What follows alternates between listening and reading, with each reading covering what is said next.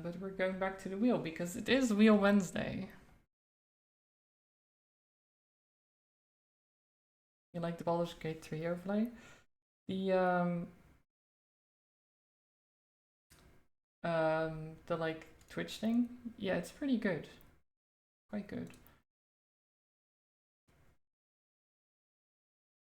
No more D&D game? Not really, no. Is there anything that comes close to it? Not really.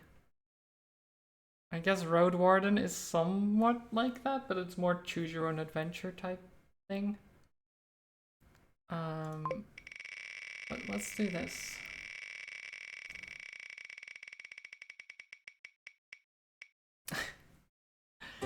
Literally just talked about Roadwarden. Okay, well, I guess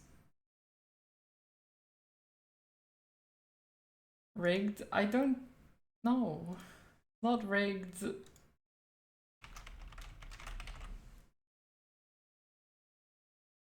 Not rigged. You are rigged.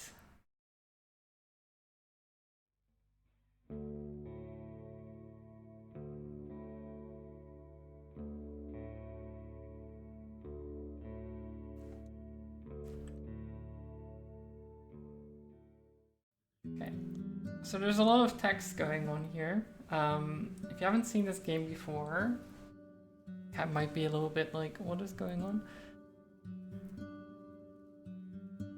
Anyone in chat that's completed Act 1? Probably quite a few.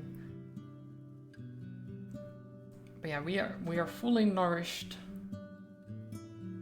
We are not, I mean, 3/4 vitality is not bad, right?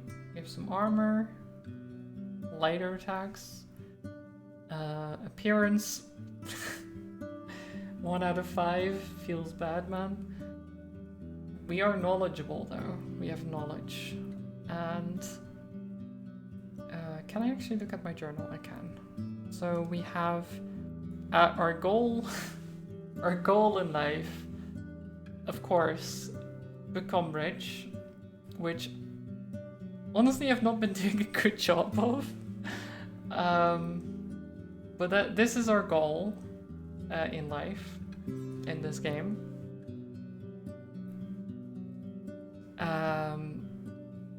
But we also need to find the old Roadwarden, who we have replaced. We need to find out what happened to them. We're trying to explore the peninsula.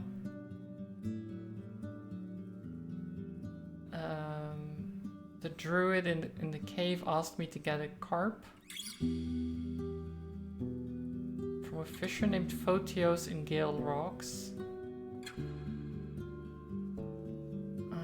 Glacia, Ruined Village. I honestly don't know what to do with half of these things. We can go to the trader. The man behind the counter is inspecting a sack of white flour, mumbling to himself and occasionally cursing. The other locals walk away, giving you space to talk trade in peace. Weevils. He points at a little dark blue insect that's trying to flee. Shit me fire, 'twas ground a few days ago. Now pies for us tomorrow, looks like. He puts the sack on the ground. I'll take care of it later. A Roadwarden, I. If ever the mayor cared enough to see you, and kids are lining up to look at your horse. Strangers are like ghosts to them now. He's wearing a simple brown robe with no hood, a rope instead of a belt, and a modest trim made of green thread. It barely reaches below his knees, revealing his sandals and crude pants made of linen. At the same time, it's way too large for him and hangs from him like a bag. He looks like a poor vendor from Hovleven. He stands sideways to you, with legs crossed, leaning on the counter with one hand and keeping the other on his hip. He's around 40, short and a bit greasy, with a humble beard and hair. His fingers are unusually long, okay. You're a trader, I assume. I guess we'll see each other often. Are you a barrel collector? Or do you sell them? I'm quite a barrel collector myself. As you could have seen in Baldur's Gate, I had some barrels. here to trade, not talk. I may not be wealthy, but I need a few things. Let's be playful. Are you a barrel collector? He observes you in silence, then pretends to yawn. Brilliant. As far as I care, you can leave your pouch and bugger off. I help my neighbors sell what they have in abundance, or divide things among our workers, builders, and travelers. If you want something, let's get to it. Name's Akakios.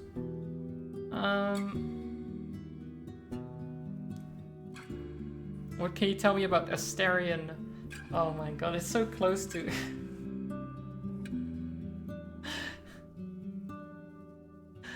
what was Asterion? It's the place, isn't it?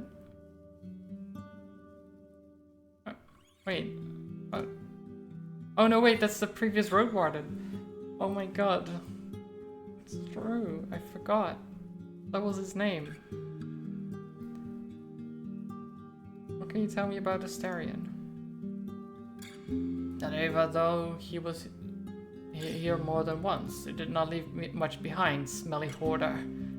He looks around and spits on the ground. At least he bought a blade from me. You remember what blade? Sure, it was a special one. Sickle sword, with a tip wider than 'twas at the grip. Long as from fingertips to shoulder. Ne'er sword, ne'er knife. Single-edged. Brought his own steel to melt for it. What's it good for? Fencing? More for cutting bushes. Creepers, roots will ne'er fell a tree, but it's a fine tool. He nods to a passerby, but his smile disappeared as quickly as it has shown up. Pathfinders use it. My pa used to have one as well. You chop nuts with it. Nuts and mouflons. So he took it to the wilderness. He shrugs. Pretty much anywhere. There are hills from here to the coast and bogs in the north, in the heart of the woods. Can I help you with it? Okay, well... Do you need any help? No, what? There's something urgent. I need a medicament for my daughter. Not that she's hurt or anything. He raises his open paws as if to show that he's not holding a knife. She's a teen, wants to start hunting in the woods. I cannot teach her much, but I'd sleep better with her having a healing potion. You have. He hesitates. Almost 9 days. Bring me the potion before the last dusk, and I'll pay you with 5 dragon rings.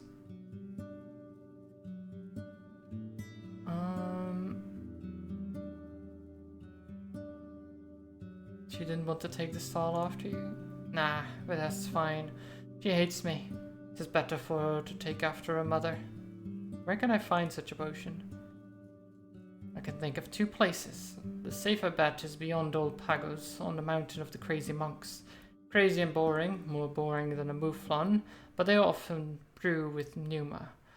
You can also head south, east of the crossroads behind the pelt of the north. I've been there myself, but you'll find a dolmen there, as old as the city. And this... He reaches for his clinking pouch and pulls out a massive iron key. It's meant to open some secret passage there. How do you know about that secret? I'm a merchant. Well, fine, I'll look for it. About the potion. I found this box.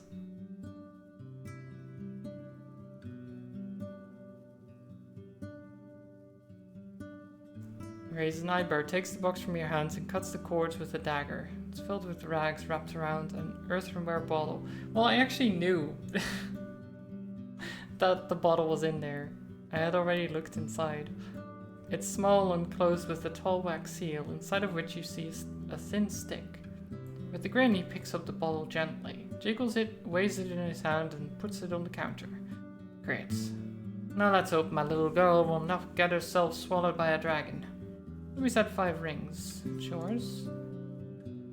Thanks, O bringer of good news. Yeah, great. We have more coins. We actually get to be rich, maybe, eventually. Bring goods to sell. Junk doesn't interest me. Wow. Rude? Fine then. What do you have? It's hard to say. What do travelers need? He clears his throat. Oh my god, there's so much.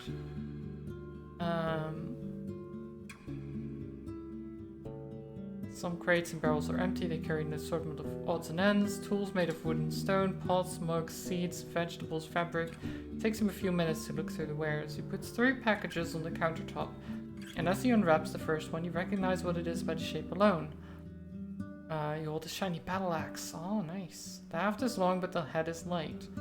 I know what you're thinking. Your eyes say everything. He praises the weapon loudly, but you'll barely listen to him. You see your reflection in the unused blade, as sharp as they get. You're not a smith, but you can see not a spot of rust. When you take a swing, it takes hardly any effort. The leather straps holding the pieces together are just a decoration. The handle is as smooth as glass and perfectly fits into your hand. Okay, doubt you can afford it. Well, rude. Okay.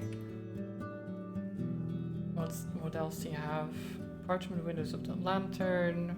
Frame is cheap, made of oak. 'Tis glued on, 'tis quiet. Not as fancy as the iron ones with oil, but you can carry it in caves without luring all the corpse eaters and goblins. Perfect for a traveler, just take a look. Inside the lantern you find a place for a candle, not a great match for people living in wooden houses. Hide and glue are not easy to make, but I will not ask for more than 4 rings.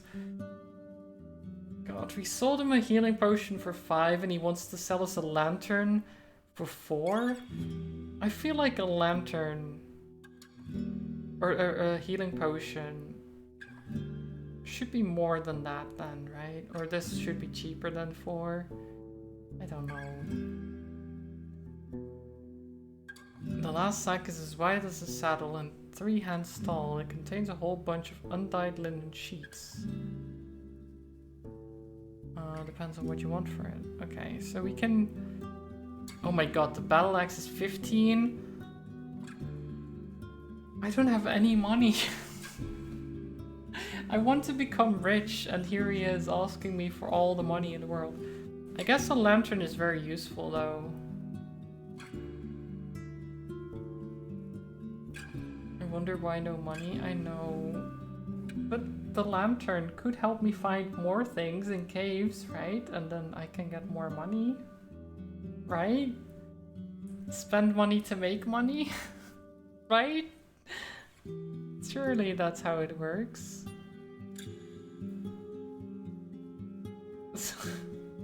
God. Okay, let's go to the innkeeper.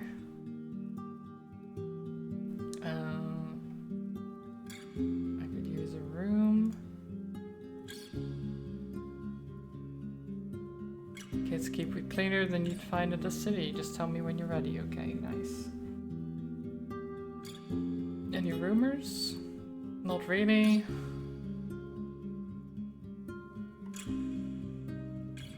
Better for everyone to seek help from my wife or the forest speakers not in a mug of ale.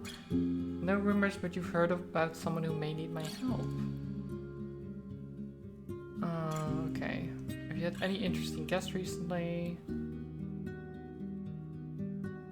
A timid fellow talks loudly but is afraid of everything, especially the guards. His face is touched by the flames. Has a big ballista. He says his word with a strange accent, smirking.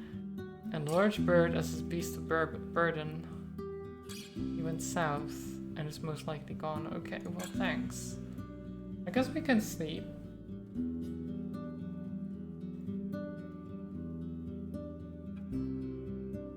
Actually no, we don't need to rest, right?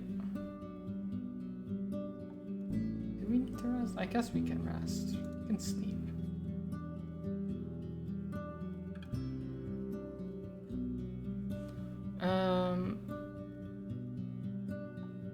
Oh, there's 2.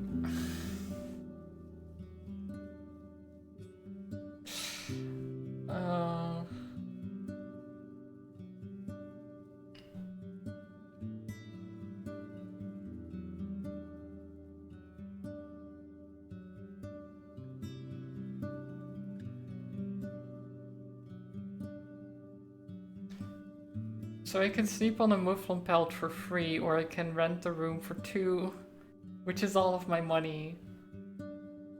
But then I at least am not filthy anymore. I guess. Is that worth it?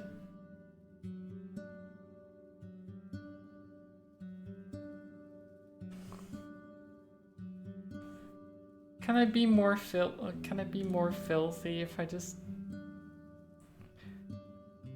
Like, I will lose some nourishment from sleeping. Sure, you know what? We'll just sleep on a mouflon pelt. We'll just be filthy. It's fine. Your first sleep ends, but your usual 1 hour break is instantly disrupted by noise. Wait, a 1 hour break between sleep? So you sleep and then you sleep again? I guess if you're used to taking turns, taking watch or something like that, I guess that makes sense. You stand up, walk to the window and see the reason for the commotion. A group of workers is just outside the inn, drinking and laughing. Eric's the innkeeper is also among them. You could join them, but if you do so, you won't get a good sleep tonight. And after such a long day, you may end up exhausted.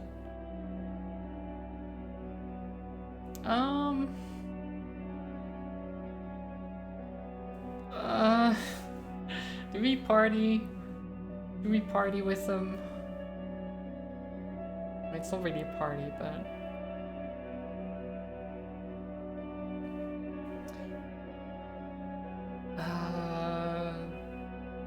Just want to rest, or I can sacrifice a bit of sleep. You know what? Why not, right? We don't need sleep. It's fine. There it goes. There goes my vitality. You lose track of time, surrounded by the smells of old ale and cold roast lamb. The excuse for having the celebration is the recent birth, the very same that was occurring when you arrived at the village. The young mother is exhausted and is the first one to leave. More than 10 people stay, poking at her partner with kind-hearted jokes. Use the next week the best you can, says one of them. No sleep for you after that. You may be a stranger, but your presence is welcomed with joy. The small talk is just as engaging as you'd expect from people who have already slept for 3 or 4 hours to 4 hours today. But there's something pleasant about them sharing their parenthood stories and plans for the future. The humming of Howler's Creek and the lights in the dark make you feel as if you belong here. And that's a delightful illusion, especially in a group of strangers. At one point you were asked about your own journeys, though you prefer to keep most of them for yourselves. One of the hunters encourages you strongly to travel to creeks. They're a fun bunch, you see. They love to meet new people, but be ready to wake up with a spinning head, okay? Get back to bed.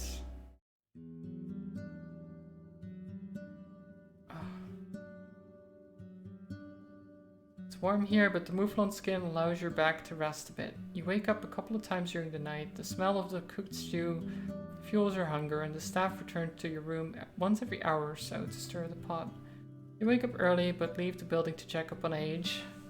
That's our horse, by the way. And give it water from the creek. The innkeeper is sitting near the door, from time to time, carrying out another bowl with either stew or gruel. Lace is nowhere to be seen.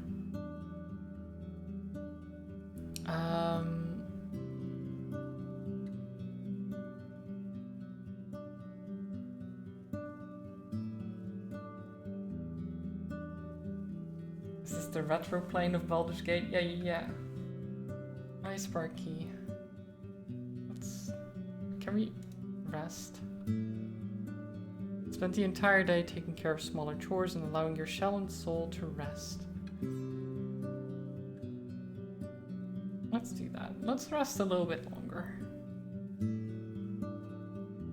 It's getting dark, and the inn is loud and crowded. The innkeeper lights up the rush lights, the workers drink, and the guards are preparing for the night watch.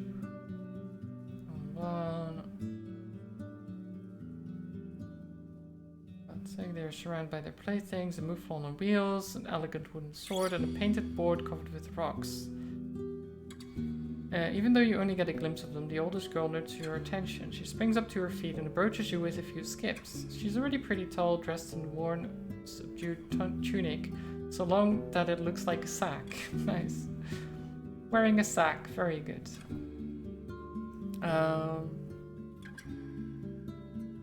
Smile and ask what she needs. She puts her hands together and puts on a grimace of playful misery. Master Roadwarden! Hearing such an antiquated salutation makes it difficult for you to hide your smirk. We are here. She points at her group. Bored. Oh, so bored. She puts the back of her hand on her forehead, letting out a deep sigh. Please, master, tell us a story or two, for each traveler sees with different eyes. The last few words sound like an echo of an old tale. Fine. We'll tell stories. After a bit of chaos, there's 20 young souls sitting closely to one another on benches, stools, and on the ground. Oh no, 20 kids that want to listen to me? Oh no. Let's use our knowledge. I've read quite a few stories during my studies. I know a rather unique fairy tale. It's short and sweet, though at one point it gets a bit cruel. The youngest kids cover their eyes, which doesn't block their hearing in any way. Of course. As you get to the end, the tension disappears. The older kids clap for a bit, even keeping their dignity intact, while the younger ones start to laugh and argue loudly about the best part of your tale. Two girls start to wrestle, pretending to be characters that you just portrayed. Seeing this, the adults decide to intervene. You stand up and the children do the same to show their respect. The girl that had previously talked with you thanks you for your time.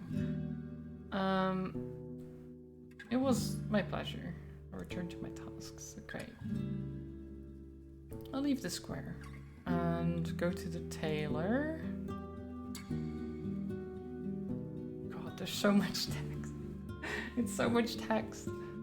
The whitewashed building standing on the western bank next to the garden of flowers and herbs. It's well kept and clean with a plain beaten front yard. Through the open windows you catch a glance at the furniture.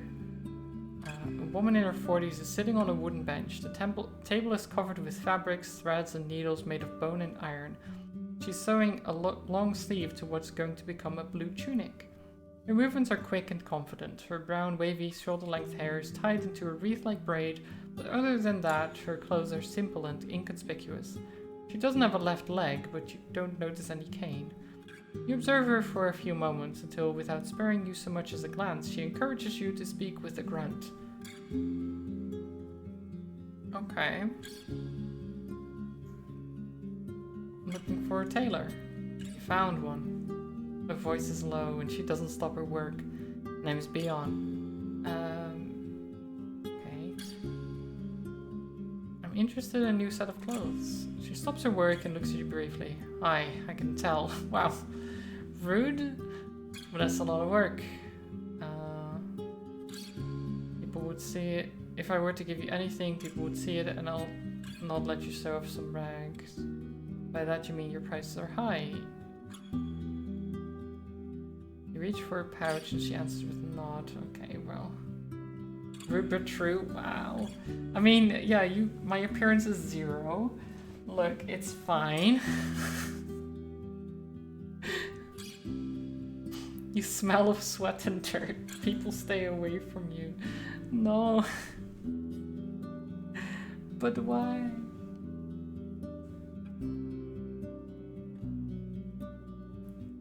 I'll discuss. Oh my god. Oh no. I don't have the money.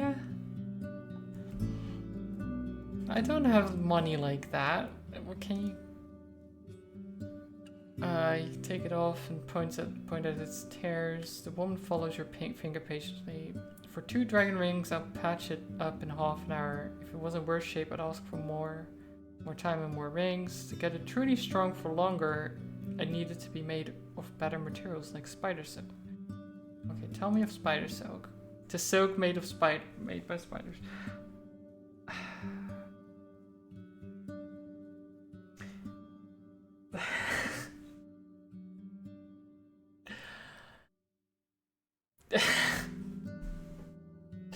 She's the first one to break the silence. The large ones, they use it to spin webs. It's stronger than thread, but my neighbors do not want to walk the woods no more. It's getting harder and harder to get any silk. Let me think about it. Okay, so if I get a better price, find my own silk, then I can get a better price for this.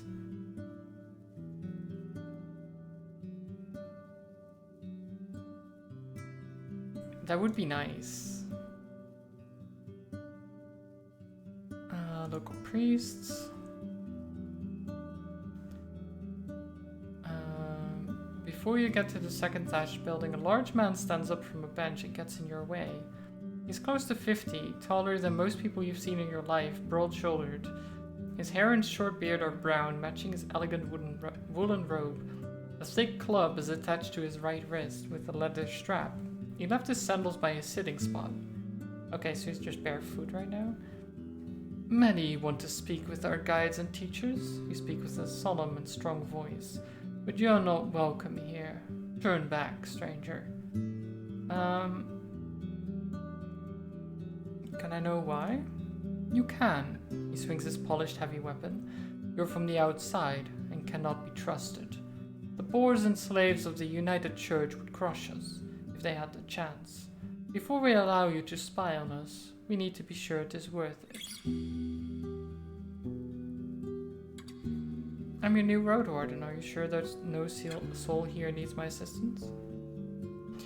His harsh look softens. We can handle ourselves. If that changes, Elpis will summon you. So be it. Okay. I guess we just travel. It'd be too late to explore an unfamiliar area.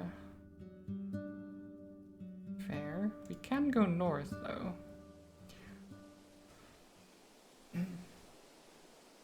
The road is beaten and free of litter. You notice paths between the fruit-bearing trees on your right, and soon after that you ride alongside the vast fields of broad beans, almost ready for the second harvest of the summer. Then there are the green hemp plants, taller than you are, waiting for a scythe or sickle. The locals keep the beasts at a distance, I guess.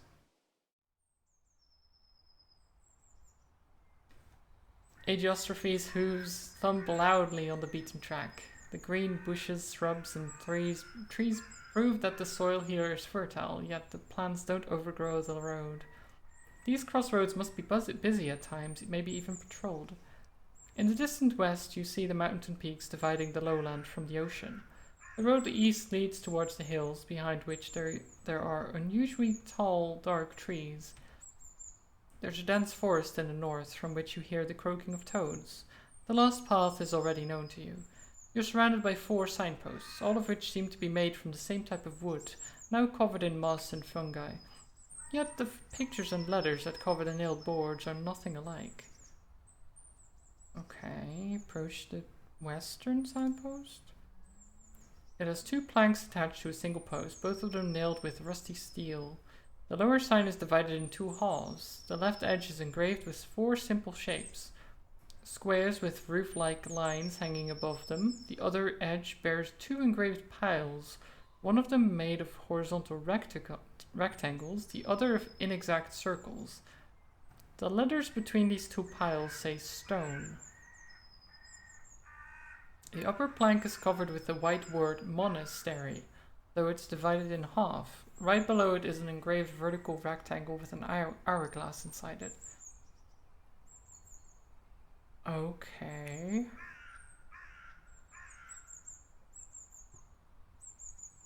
That's weird, but sure. Southern. Covered with green, blue, and white paint that portrays simple squares with roof-like lines hanging above them. Each square has a large letter inside it, and together they spell Howler's Dell. Both the pictures and letters are not too old. Okay. I mean, Howler's Dell is where we came from, so that makes sense. East. The long plank attached with rusted iron nails is almost empty. It bears no words, only a single picture. Painted with great care, it portrays a city-like gate with a watchtower to its left and right, and a couple of small conifers growing besides and partially behind the towers. And north is attached with nails made of pointy carved bones and divided into 3 sections covered with small engravings. The part on the left has 3 large squares with roof-like lines hanging above them, no other pictures or words. The one in the middle has only 1 square, but also a simple horizontal symbol of a fish, and a short word beneath it spells salt. The image on the right has 2 roofed squares, but also 2 other images which you recognize easily, a deer and a standing barrel. What? Search the area. The thicket doesn't help. You notice the remains of berries and pears, but most of them are already rotting.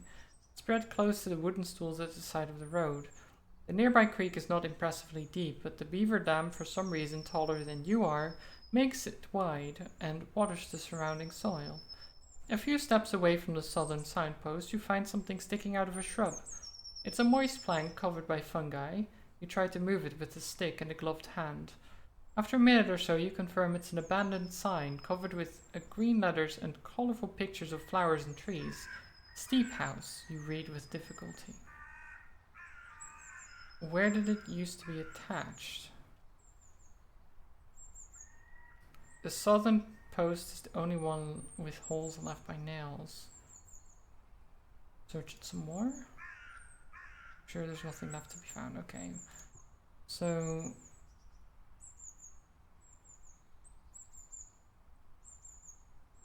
I guess seek shelter.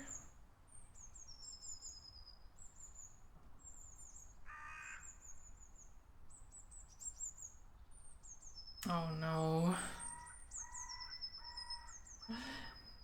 Okay, maybe I shouldn't have gone through the night. Let's travel. Oh god. We're barely standing. That's not good. Some of the locals greet you politely, but they keep their distance. After you notice your own smell and the dirt on your clothes, you no longer wonder why. Oh no.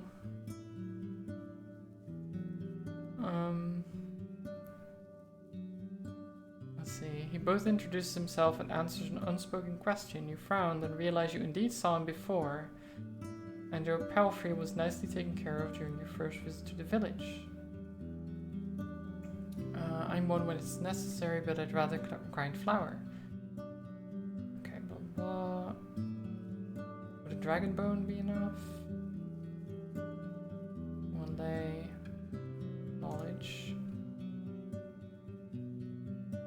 Come to think of it, it's an opportunity for the village. Horseman here makes for great plant food. Issue solved. Oh yeah. Don't have to pay any money. Main square, to the innkeeper. Did someone contact you?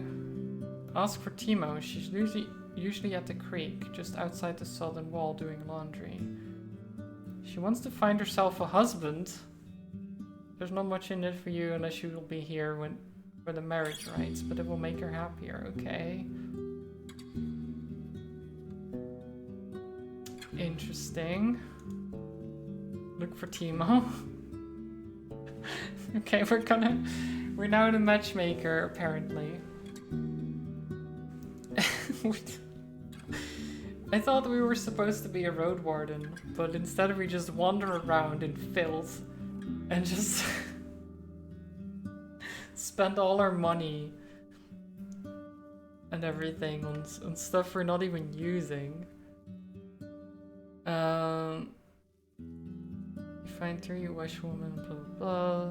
blah blah. Once they notice you, one of them puts her things next to a fence and tells the others to go ahead without her. Their companions giggle but loyally leave the 2 of you alone.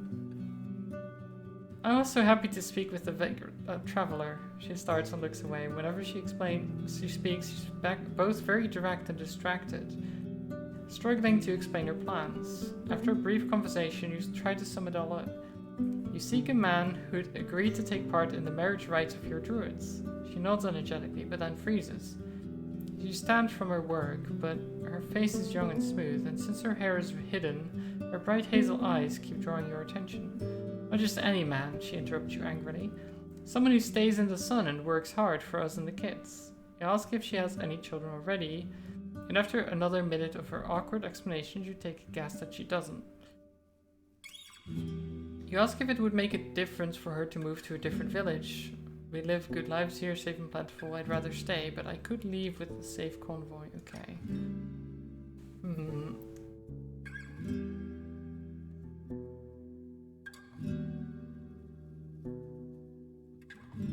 I honestly don't know who I could talk to about. Have you heard of the necromancers in the north? I have. I mean, by marshes for sure. I don't know all about that's happening there. We avoid the lands. Yeah, okay. Thank you for your time. Let's sleep. I think I need to actually sleep in the inn because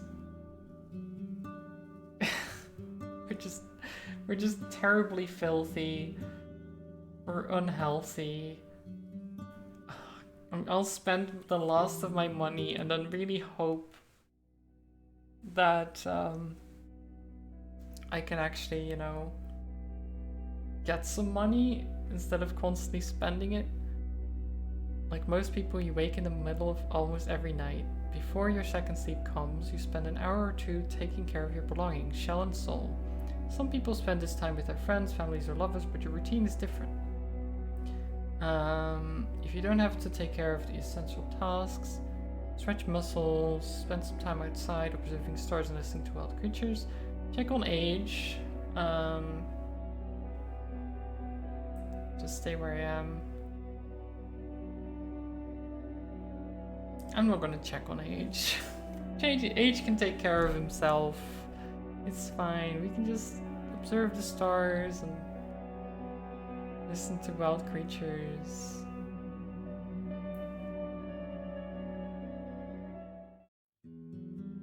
It's okay, Age. It's okay.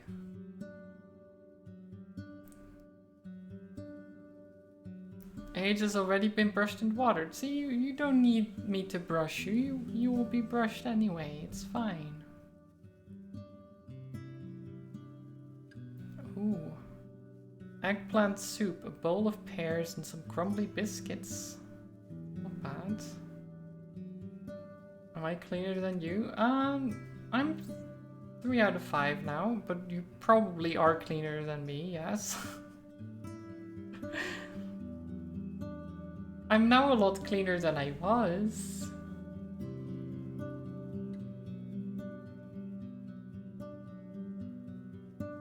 Okay, that's gravel actually. Okay, so let's go west. The path gets greener and meanders between treacherous precipices. You ride slowly, passing by birds and ibexes, but in the distance you spot circling harpies, and below you a roaming mountain cat pursuing a mouflon. You take a sip from your water skin. The air here is a bit dry. Let's hope that the echo of hooves won't reach any larger beasts. The path leads you down again to a small moist valley, impenetrable for a rider. The thicket is made of thorny shrubs, tall grasses, and the weak fallen boughs that nourish mosses and mushrooms. You examine the remnants of the path covered with greenish puddles. Without the roots and with a fresh layer of pebbles, it may still be restored. You look behind you. The road is clear, no ambushes so far, but if you hope to clear this place, it better do so soon. It'll only get denser with the passage of days. I'm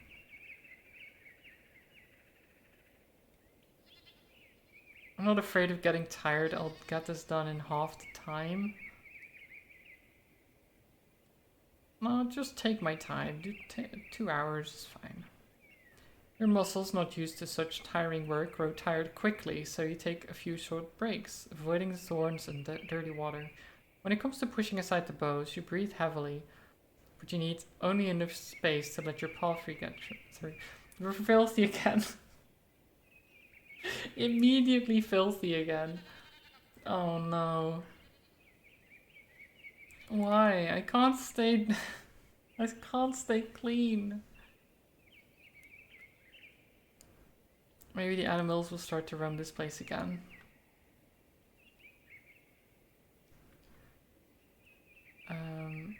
You reach a convenient mountain pass.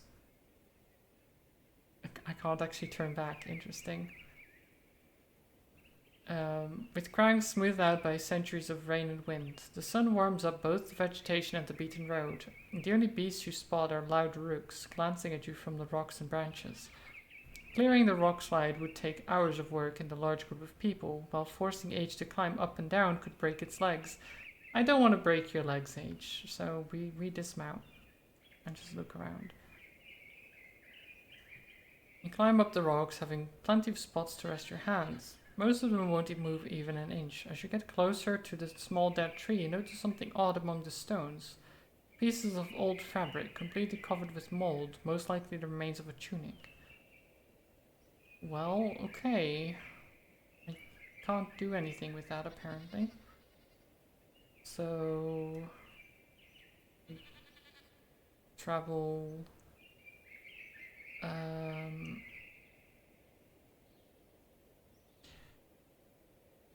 travel to... So the monastery was west, they said. So what about east here?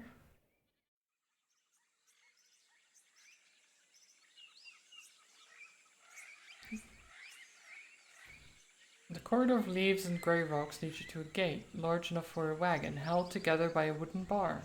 The planks and rocks are covered with claw marks left by various monsters, but they weren't able to damage the wall as much as the passage of time and the piercing rains. A large man covered in shadows is observing you from the roof tower. His voice is hoarse, distrustful. "You're lost? I don't know you, mug." Introduce myself, good time to get to know each other. Better remember this, mug friend. I'm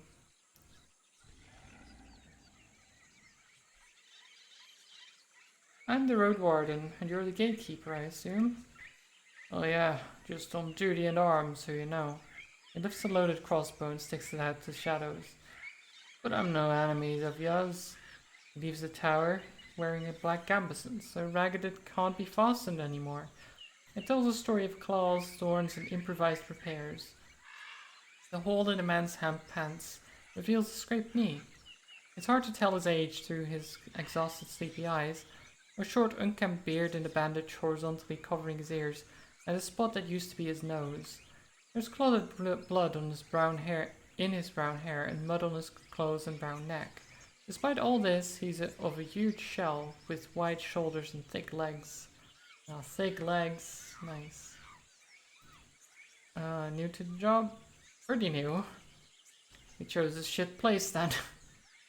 This gate here, he kicks a brick with his heel, is older than me. All there, he points behind him with his weapon, wilds and beasts. My tribe built this place to keep them away from us, and us from them.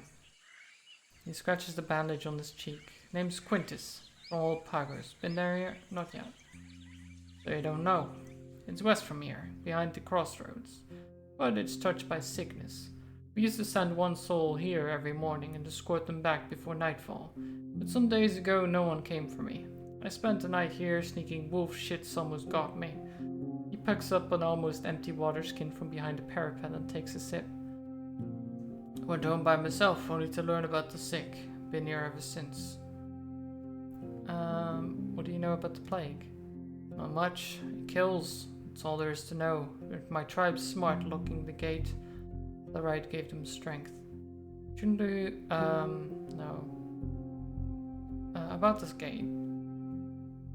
You see, he points at the long twisted rope that hangs from an iron hook. I could climb down and remove the beam on the other side. You'll take down yours. You need at least 3 hours to get through the woods. He touches his stomach and takes a deep breath. But I need you to give me odd first. What do you want? I'm hungry. Bring me some rations, maybe? Dried meat, apples, nuts, maybe... He sizes you up 6 meals. That'll help you with the gate. Okay. Don't you have time to hunt? Time? I've got to stay near the gate. Can't keep people waiting while I track deer.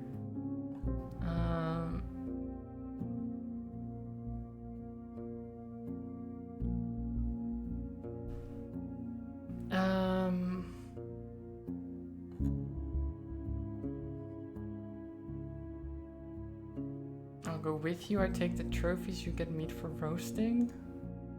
Goblins and trolls can smell the burning fat. Roasting is the opposite of what we should do. Fine. Do we have food? I have 5. Anyone 6? That's all of my food.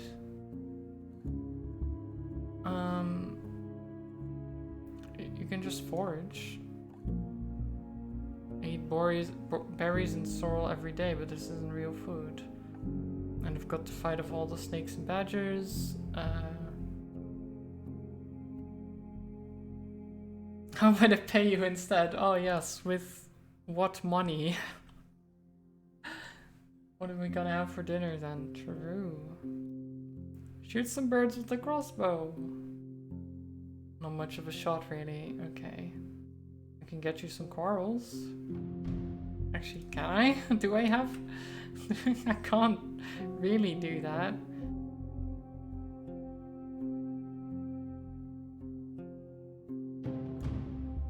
Sure, I'll bring you some food.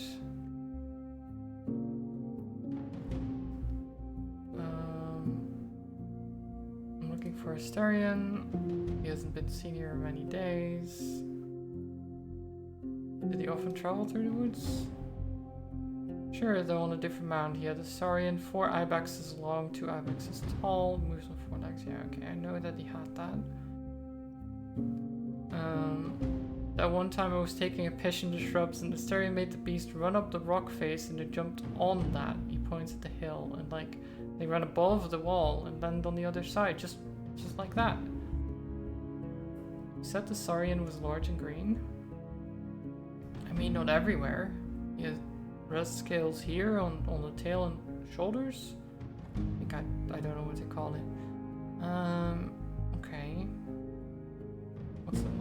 I would like a Saurian, but I like having H the horse.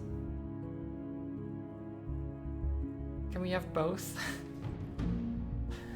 What's it like to live in Old Pagos? Jaeger! Welcome. Hi everyone. Or are you still here? Can you do a shout out? If so? Thank you so much for the raid. How was your stream? Welcome everyone. We're playing some Roadwarden, which is really just Baldur's Gate with more steps, right? Extra steps. More reading, that's for sure. I don't think Aura's here. Let me do the shout out. Hammerhand. Oh, Rimworld, nice. It was okay, but was getting very tired, so at the end. That's fair. I am actually getting somewhat tired myself, but I want to keep going for a bit longer, you know?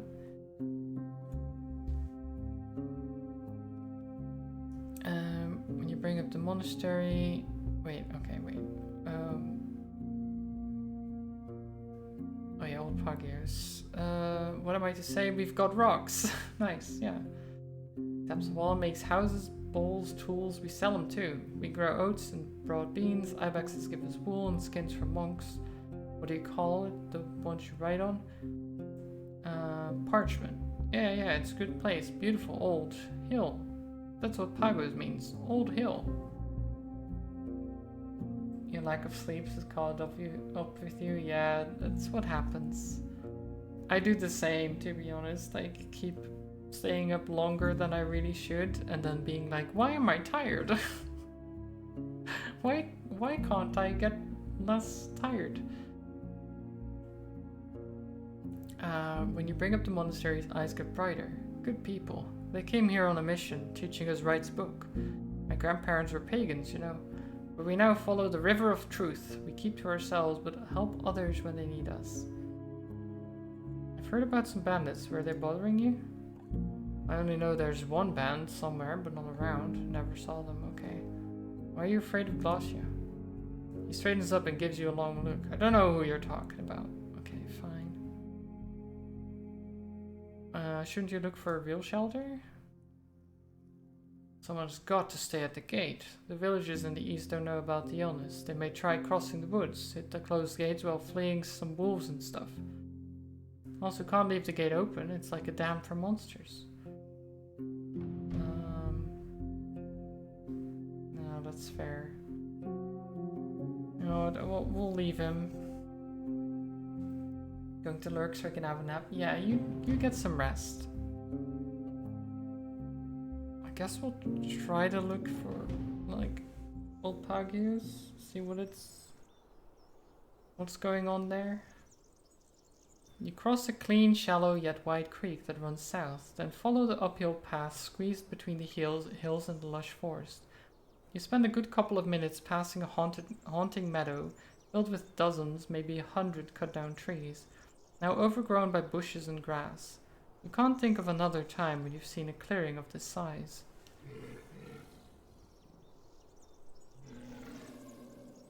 Seems dangerous. If this goes on, the animals will join first to strike down whoever is responsible for this. Once the clearing ends and turns into a corridor of trees and hills, you stop your horse.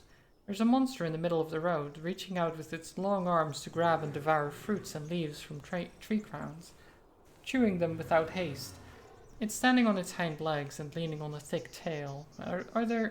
As there isn't much hair on its grey skin, you see its impressive muscles. The beast is 3 times the size of a human, and while each move it makes is slow, its long claws and the ease with which it breaks one of the branches makes you think that a single swing would be enough for it to pierce through your jacket, or, just as likely, that it would simply break your bones and send you into the air. Like most people, you know quite a bit about pebblers. Once they get used to an unfenced farm or a forest garden, getting rid of them can be a huge issue. There aren't many blades able to cut through their thick skin and bones, and a single mistake may put them into a furious charge, encouraging them to look for human dwellings which they can tear down in revenge. The beast doesn't give you as much as a glance, but also doesn't move away. The best you can hope for is that it's going to walk away on its own, maybe tomorrow, maybe later. Okay, I guess we return to the crossroads. Fine. There's a monster in the way. Guess we go north. Some parts of the road lead uphill, some downhill. The forests are lush but not too dark. The few foraging deer and boars keep their distance, and the birds are disinterested in your presence, singing cheerfully and preening their feathers. Sounds of an ongoing hunt reaches you from the east, but none of the nearby creatures seem bothered. Once you get further north, the colorful meadow reveals tall hills on the other side of the stream, but the road leads through a valley. There's a gentle plume of smoke coming from one of the mountains in the west. It doesn't look like a place on fire. Maybe there's a settlement in the mountains. The road leads to a gentle creek, filled with the buzzing of flies, mosquitoes and gnats. You don't spot any critters among the tall meadows, tree branches or rocky slopes. Seeing the shape of its dark vortex of wings, Aegostrophe snorts. Why are you snorting, Age? Don't snort. With access to an alchemy table, I could make a protective ointment against their bites. Well, that would be useful.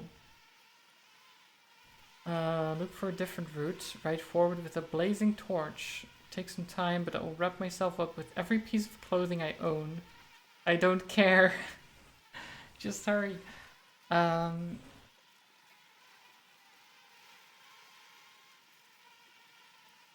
Do I have a torch, right? I have a lantern.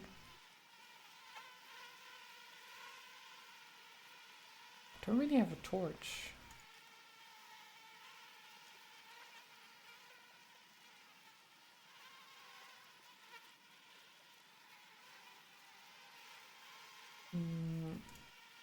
You move away from the creek, get on your feet and unpack the tinderbox, the wooden stave and the set of rags, as well as the oil. After you assemble a torch, you sit down on the ground, preparing the flint and the linen charcloth.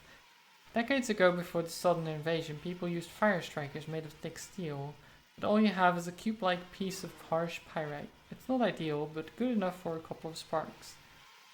Holding the fire, you get back in the saddle, you swing your weapon left and right. There isn't as much smoke as you expected. Well, I'm sure this is fine. Put it to the test. Oh no. Once you get close to the fort, countless of creatures beset you, filling your eyes, mouth, and nose, hitting you like a squishy, buzzing hail. You ride forward blindly, instantly forgetting about your preparations, trying to get out of here as fast as possible. But the insects are sticking with you for much longer than the smoke. It takes a few minutes for you to escape. The red marks on your skin start to burn. You get down to put out the torch by rubbing it against the beaten track. A Jostrophy swishes its tail angrily as it gives you a reproachful look, pinning its ears back into its head. I'm sorry, Age. I'm sorry. Unless you find an easier way to protect yourself, the insects will keep slowing you down. Oh.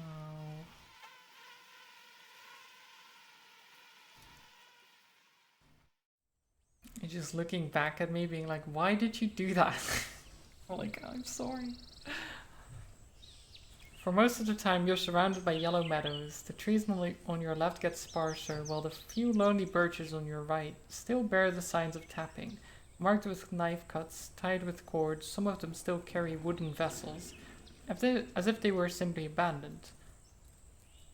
Maybe last spring, maybe before that. A few of the trees are already dried out and the winds manage to knock them down.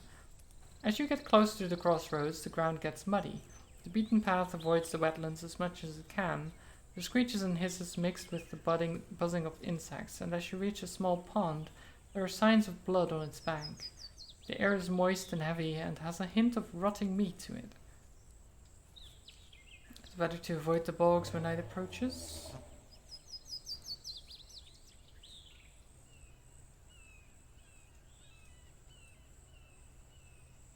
The trees and bushes are sparse here, growing from the barren grasslands. Some of them bear late summer fruits. A group of wayfarers is spread around the broken signpost and the abandoned cart.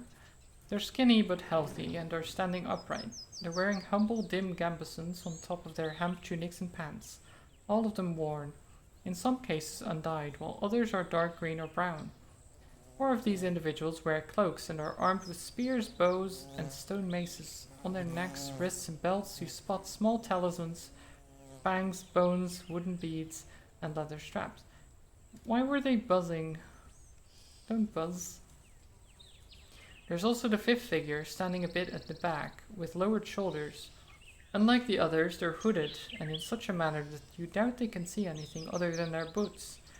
Their clothes are shabby, torn, but your eyes mostly run to their club, a bow as long as its owner's tall and as thick as a leg, resting with one end on the ground. You get closer and the person raises the weapon with just one arm, but another traveler gestures for them to stop, and they do so right away, freezing in place.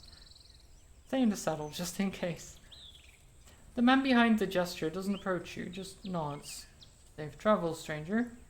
May still be time before the even fall. The bogs aren't safe. Better keep moving. You'll find an inn. He tried to adjust his thick accent. He's broad-shouldered with a large belly, but the scars on his face sculpt an image of someone who's earned their share of food with many skirmishes. He doesn't reach for his weapon and pushes one of his companions closer to the cart. She kneels by an empty box and looks inside it. I know that their cart. Need any help? He makes an annoyed grimace. Oh, really? It's a timber sickening, moldy and wet. We're checking on the place, but seems to be this is a bad year for it. He looks at his companions, who simply shrug and spread to take a look at the guard. All but the one with the bow, who doesn't move an inch. I cannot say I have time to loaf. You've got questions, ask. But be quick, don't put us to sleep. Bzz, yeah. Is this your cart? In a way, my neighbors. You then hear one of the women proudly claiming that it belongs to her uncle, but the man doesn't allow you to dig into this topic. We used to carry wooden planks from here to the village, but eventually there was not a thing to carry, and it was left for another day. It's trash now. What makes it so special? This place. Used to be a forest garden. My great-grandparents started it to harvest various fruits and sap from birches.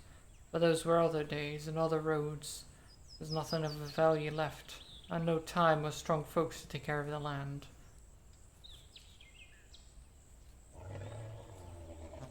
Are you from around here? Very much so.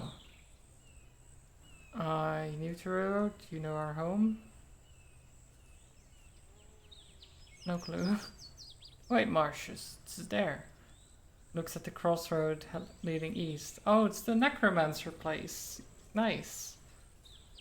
An old place, plenty of stories there, but they rarely reach the ears of strangers, especially these days. I'm sure that's a nice place, right? I'm looking for a place to trade. We don't welcome many travelers, nor hope to see more of them, especially adventurers, and we need all the lumber we cut. We've herbs, I guess. What can you bring? What can I bring? I don't have much. I don't have much at all. I have alchemical ingredients.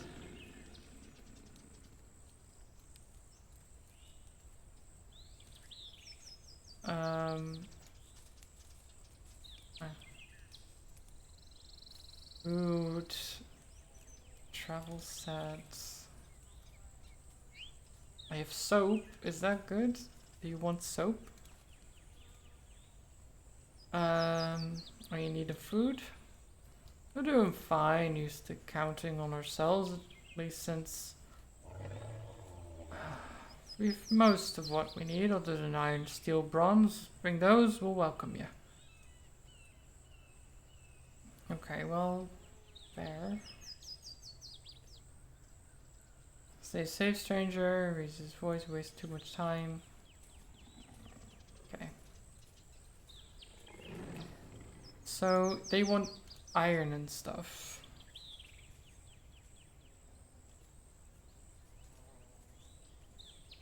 That's... How do I even get iron? I guess we can go this way. Oh, it's getting late, isn't it? But I'm sure it's fine. You're not used to the scents of the bogs, but you weren't expecting them to be so gentle. The humid air makes you think of smoked meat, and even though you ride by a few rotting carcasses and animal droppings, you just as often you cross tiny meadows of pink, yellow and red flowers. These noises tell stories of never-ending wars between the swarms of insects, frogs in their hideout, snakes lurking among the purple grasses, birds patrolling both the water and sky, and the saurians preparing to strike from beneath the surface. You reach a boulder in the middle of the road on the edge of a large pond. The road splits from here in two directions, but the only smoke you see is to the southeast. Okay. We'll go south.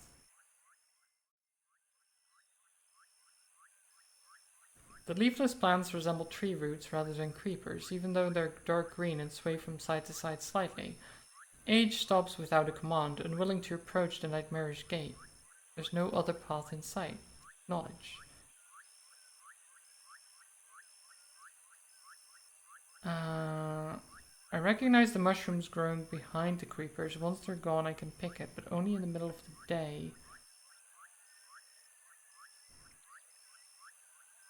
Okay, I don't think I want to deal with that. Let's go this way.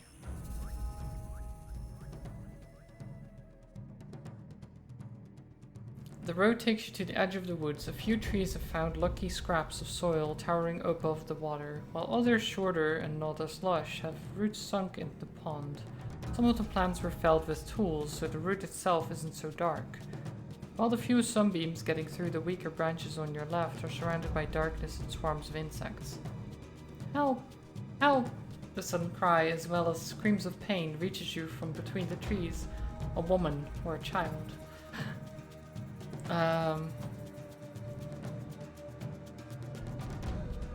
It may be a trap. Is it a trap? Try to spot anyone. Among the green and red leaves you don't see any unusual colors. Come to think of it, there's but a few creatures in sight, other than the flies and mosquitoes. The dark-winged birds are quiet, the sparse toads let out sporadic tense croaks. Dismount and grab my axe. You lean towards the pond. It's cleaner than in the other parts of the bog, allowing you to see the bottom. Parts of it are still more than knee-deep, and the sulfuric odor makes you step away from with a frown. The brownish color can't hide all the bones and plant remains that are sticking out of the bed.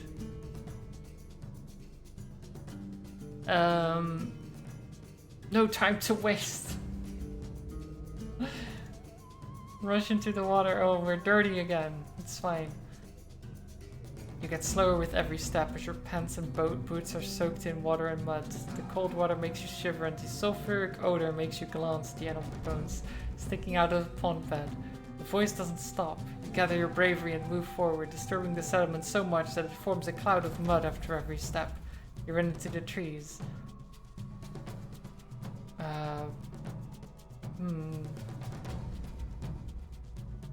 Observe the tree crowns. Move deeper in, but your clothes turn every step into a struggle. You don't spot anything peculiar among the branches until your eyes lands on an unusual grey bird, which seems to open its beak just at the same time as you hear a painful shout.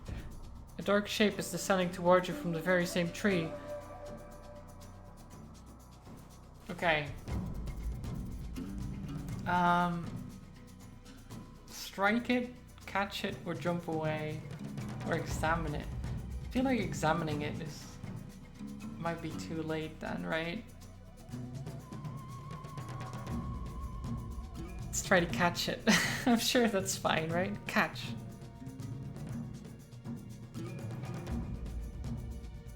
Oh no. You reach out to it and the hit lands on your chest. You plunge into the water, getting pinned down to the mud by massive paws. You're choking, hearing only splashes. Need to get out of the water. Oh, my armor. The cat's legs are bent, ready to jump, wide and muscular. Its eyes staring at you without a blink, are round and yellow, with pitch black irises in the center. It's waist high, but with its chin hanging just above the water and a jaw that could bite off your limb in a heartbeat. It has short hair and whiskers and a nose as big as your hand. Even without the dirt, it's almost black, with glimpses of yellow that form a rose-like pattern on its sides and dots on its head. You can't see the creature's paws through the now clouded water. The cat lets out a growl, like a saw cutting a log. It's unscathed, confident.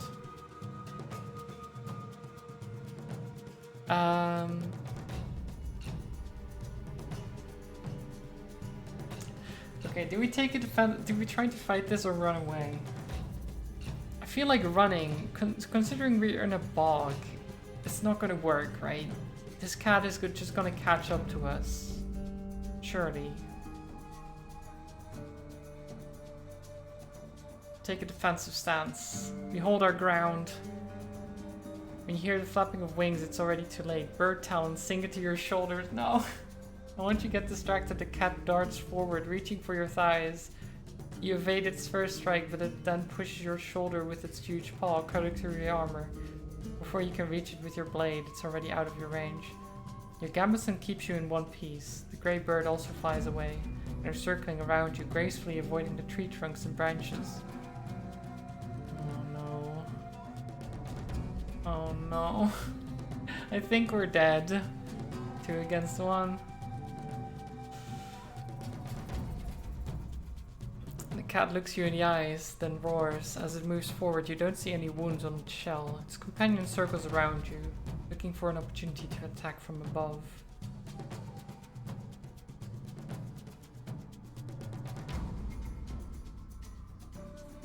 Run away, attack the bird. Try to stay safe, looking for an opportunity to make a precise strike.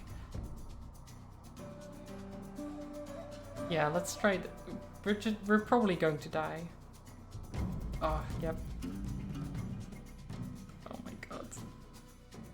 The bird distracts you by pecking at your hair, jacket, and hands. You do your best to evade the cat's attack and to strike it as it charges at you, but your attempt fails miserably. It manages to reach your stomach with its claws, slashing through your jacket. You're bleeding. Your gambeson was already in such bad shape that it made little difference. I pushed away with my axe and prepare for the next clash. Attack the bird! No! No.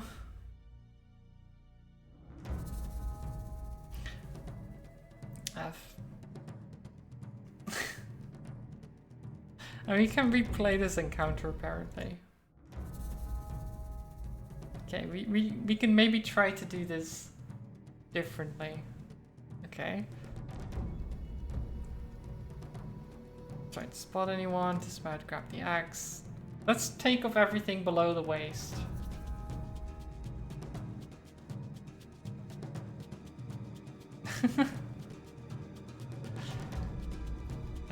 So we do have the gambeson still on, but no pants.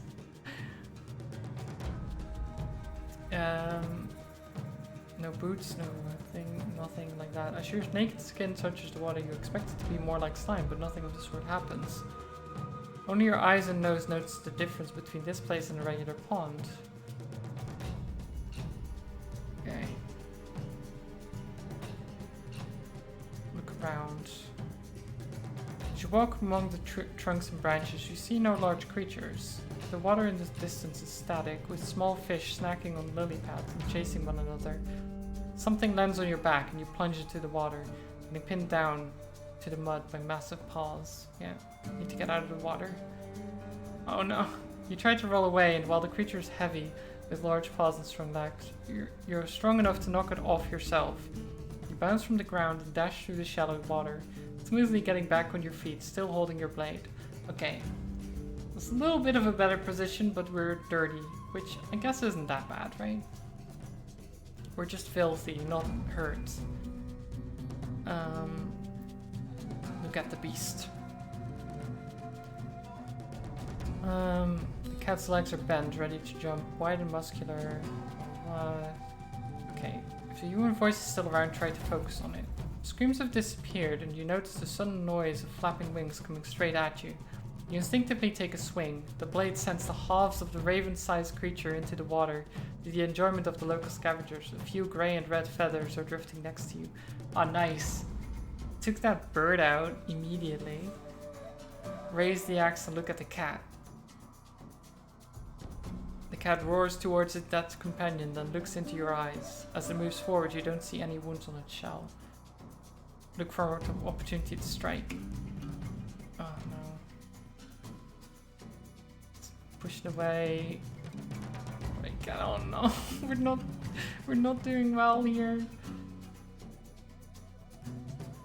Oh no. Please. No. Oh my god, the cat alone is just enough.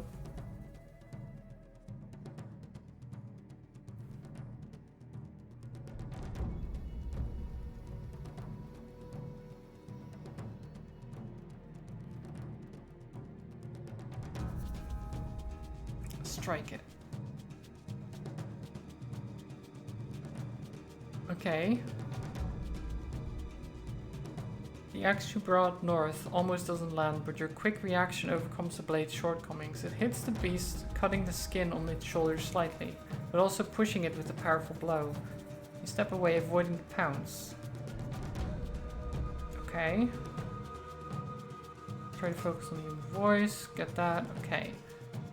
Better position, right? So we already hit it, and we got the bird as well. Now I don't think we can actually take it down, but I want to try. What are the chances of this? Ah! You do your best to evade the cat's attack, then to strike it as it charges at you. You somehow avoid its claws and teeth, and your old axe cuts the beast's shoulders slightly.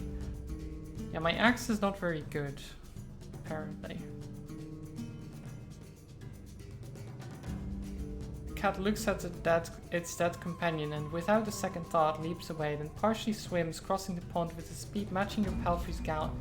You consider following it, but after it reaches the tree crown with just 2 jumps, then gets to another one within a single breath, you wipe your forehead and turn away. Gasping, wet and frustrated, you hobble back to the beaten path. Age seems worried, and you try to ease its soul with a few encouraging words, hoping it will leave you alone for a minute. You wash your skin, then put on your dry clothes. At least your boots won't give you a cold.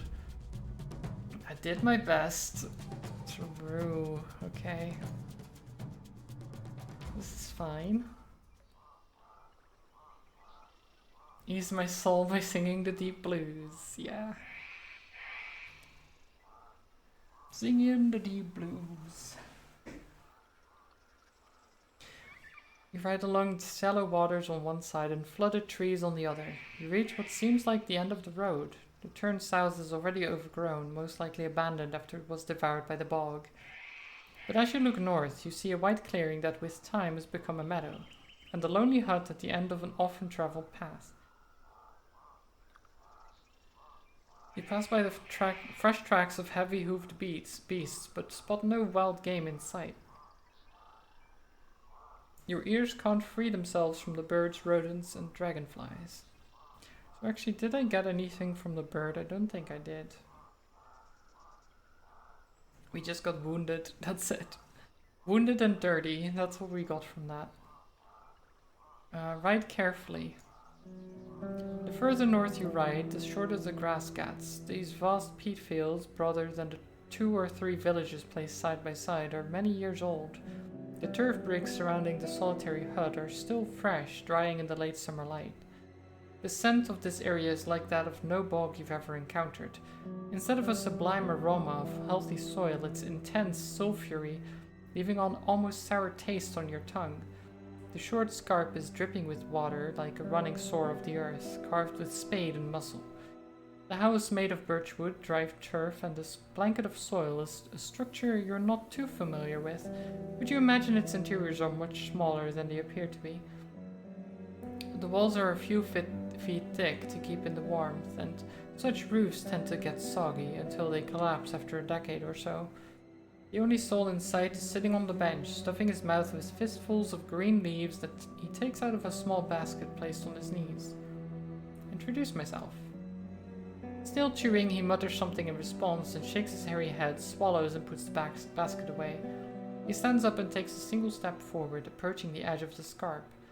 His arms are entangled by green creepers, longer than he is tall. They rub against the ground after each step, and judging by the way they occasionally twitch, they are very much alive, even though you can't see where they originate from. "Only the Roadwarden," he repeats, this time clearly. He moves his sealed lips left and right, as if he's tasting your name, still not sure if he should swallow it or spit it out. "Your face familiar, but not this." He points at your mount, staring at it for a good minute. Why is he staring at you, Age?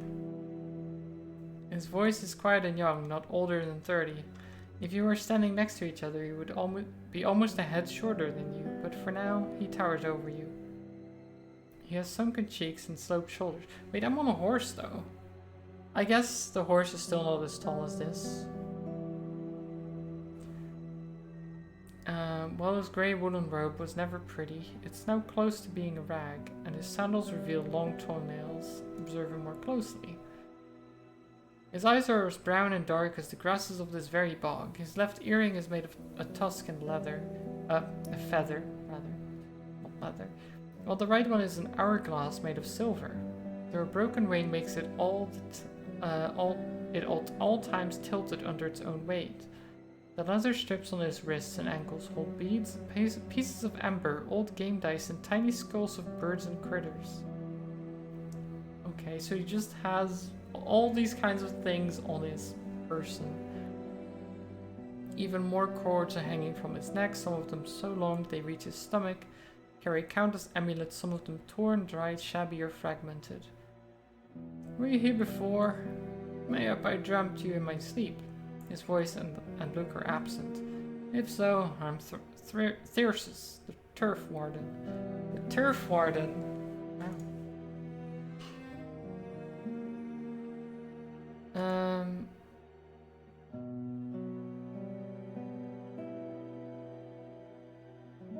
I hope I'm not bothering you, Warden. I need some guidance through these bogs.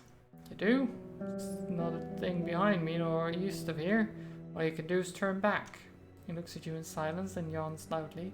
His teeth are yellow, but don't seem to be neglected, at least from this far. You're off the main road, stranger. What for? Some plants are blocking the way to White Marshes. How about the road south from here? With the horse and no guide, you get swallowed in no time. By monsters and the mud. My green pads keep the troublemakers away, but... yeah, I can't make it make an exception for a warden, one willing to prove they bring gifts, not troubles. What's the toll? He reaches for his basket and places it on the lower edge of the scarp, crouching right behind it. You look inside. It's filled with wild leaves, flowers, and berries. Give me enough for a day or so, and I'll bend the vines for a day or so. Will a food ration be fine? Very fine. He licks his lips, and once he spots a piece of jerky among your gifts, he reaches for it right away.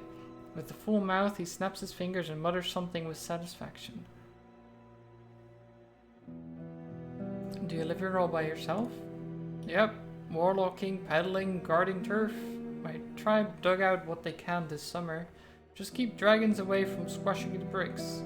Your eyes turn west, following the man's raised finger, and you indeed notice a distant trail of massive tree-fingered footprints, now turned into small puddles. They're as long as your torso with pointy claws, one of which appears to be broken at its tip. Okay.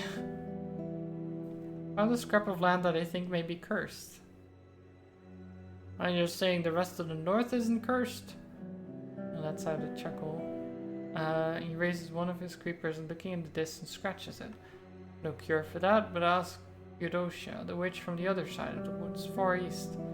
Maybe she has a wand or something. How do you avoid wild beasts? Does Damu avoid this place? Okay. Do you have anything to sell? Want to buy a hook? Adventurers love those. It doesn't give you time to respond. Most days I brew a mixed stuff for poison and medicine. If one's desperate enough to cross the bogs for it. I have one that withers plants, and one that kills worms and bugs, and one that keeps flies away for better health. You pause. You're quite sure that you're more than capable of making all the bombs and powders you just mentioned on your own, if you had an alchemy table at hand. You mention it, and he huffs loudly, already standing on the threshold. You're not touching my tools, Warden. But I may have some wound water or marsh mules for you. And there's mushrooms in the bogs. Bone hook. Oh.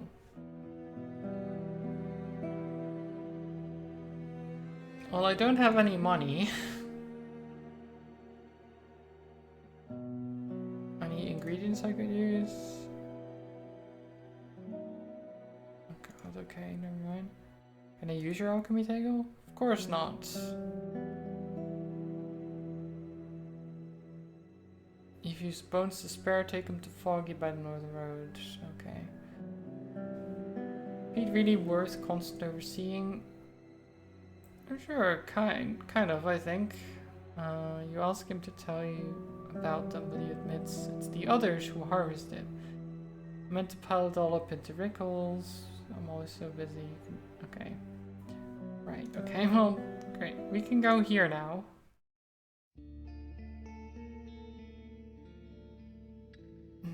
The road twists between the flooded purplish grasses. The field ahead of you is still green, bearing the second sowing of broad beans, maybe the third one if the land allows it. The workers ignore you. Some of them are nothing but bones. Some carry scraps of flesh, wearing them like forgotten rags, and others look almost human, as if they were broken right after death. Most of the witless shells move around piles of soil, carry wooden logs, or dig in the ground with their bare hands.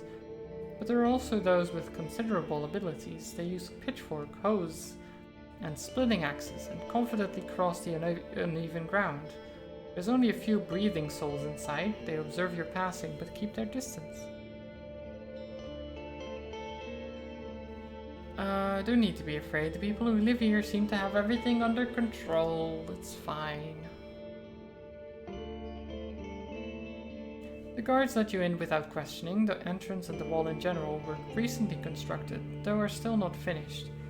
There will soon be yet another gate, allowing for trade and conversations without opening the village to danger. Just like in the field, the work is divided between the undead who carry bricks and take care of the most thankless tasks, while the locals cut rocks and spread mortar. The difficult past is still carved in the village's gaunt faces and crude outfits, and their brief glances show little curiosity. You're told to wait here for the mayor. Okay. Tether age. The man shows up soon after. The stranger from the forest garden. Can I guess why you want to come here? Who are you even? He's portly, muscular, tall, and with a large square face. His hands are resting on the shaft of the poleaxe placed across his shoulders, making him seem even larger. His long, straw-colored beard is shabby and makes his bald head look shiny.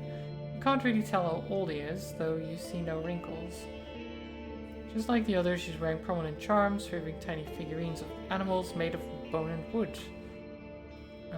Only one of them is hanging from his neck, a silver amulet portraying the head of a moose with large antlers. Okay, I introduce myself. He sizes you up, and I'm Helvius. Who let you in? Was it Thyrsus? He's as much as a gatekeeper as a fly is a warden to a piece of shit. Well,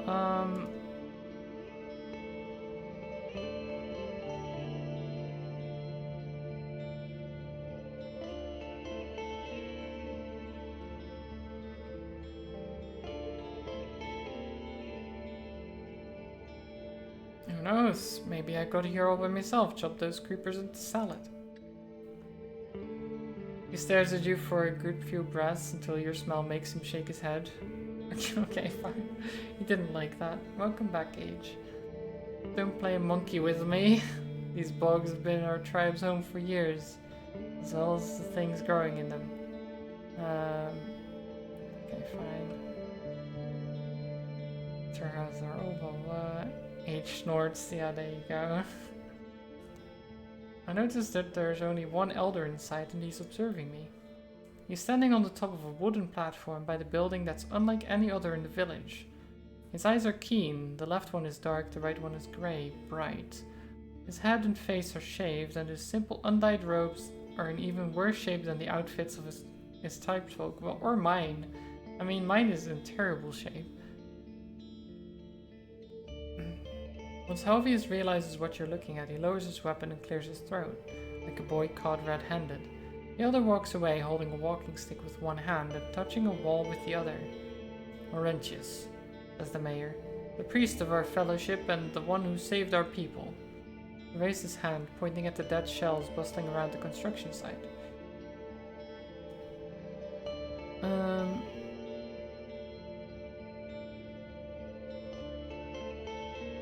Is Asterion around? Huh? Why would he be? You pay attention to his confident stance and strong voice. He's hardly ever been here. I've no need of wardens. You say you know nothing about Asterion, but people claim he had strong ties with your tribe. Helvius begins swinging his axe left and right, the heel of his half now resting in the mud, trying to recall the past. He makes a puzzled frown.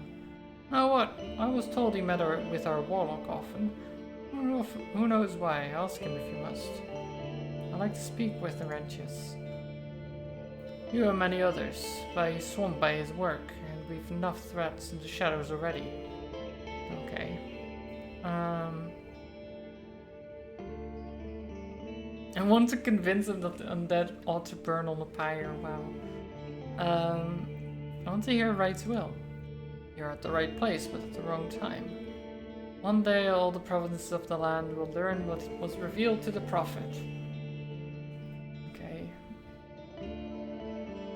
Joe, hi. Welcome. Thank you for the 31 months. Modeli love. Thank you so much. Were you recently bothered by any highwaymen? He reaches for his hair so quickly that it makes you flinch, but then scratches his head gently. And if so, we deal with them on our own, without some warden's help. According to what an old druid told me, the highwaymen bother you much more severely than you lead me to believe. So So you're bothering other people with these questions as well? He scowls at you but carries on. Plus she's angry with us. Took our food and tools, beat our foragers, broke our traps. But we don't need a stranger's guidance. Okay, I'd like to learn more. Don't bother. Both us and yourself. The tribe's been taming the bog for 5 generations, but the fields... He moves towards the gate, as if you had no opportunity to see them before, or from a few seasons ago, thanks to our wrenches. We used to live on berries and meat, selling peat and timber, but soon we'll need no outsiders. After all these years of feeding our blood to saurians, leeches and merchants, better days are coming. We made them come, and we deserve them. He fondly wipes his blade with his thumb, then clears his throat, if the right allows. So you want to separate yourself? The tribes with little iron and bones struggle more and more. We're getting ready to welcome plunderers the way they deserve, 'tis all. Our palisade wasn't enough for all this. He waves at the wall and his voice is full of pride. It was built in not even 2 years, can you believe? Okay. You glance at the yellowish skeleton that carries 2 large rocks, each too large for any human to lift on their own. Do the undead brokers not bother you? Used to listen to stories about them as a kid. He nods for you to follow him. But our wrenches taught me that they're no different than boars in fire. He dashed forward and swings his poleaxe, bashing his skeleton's shoulder. The arm sinks into the mud, while its owner, a bit awkwardly now, keeps trying to climb up a ladder. Helvius bursts into laughter, and the locals look away without a word. See? He continues, leading you back to the well. All you need is control. Look here. He points at a dead shell with the remains of flesh on its chest and head. Those are a white and brown sparrow sitting on its shoulder, preening its feathers. Even beasts know they've got not a thing to worry about. The Awoken are now like they were yesterday, like they were in spring, like they were a year ago. Leave worrying about them to idiots and unites. Shall we trade? We need what we have, but I'll take a look at what you're bringing. Have you seek bones? Glance at the undead. Not towards my bundles, go ahead. Oh yeah, okay, he doesn't want anything. Very well. Okay. I really just want money. I don't know where to find stuff, you know? Where do I get things that I can sell?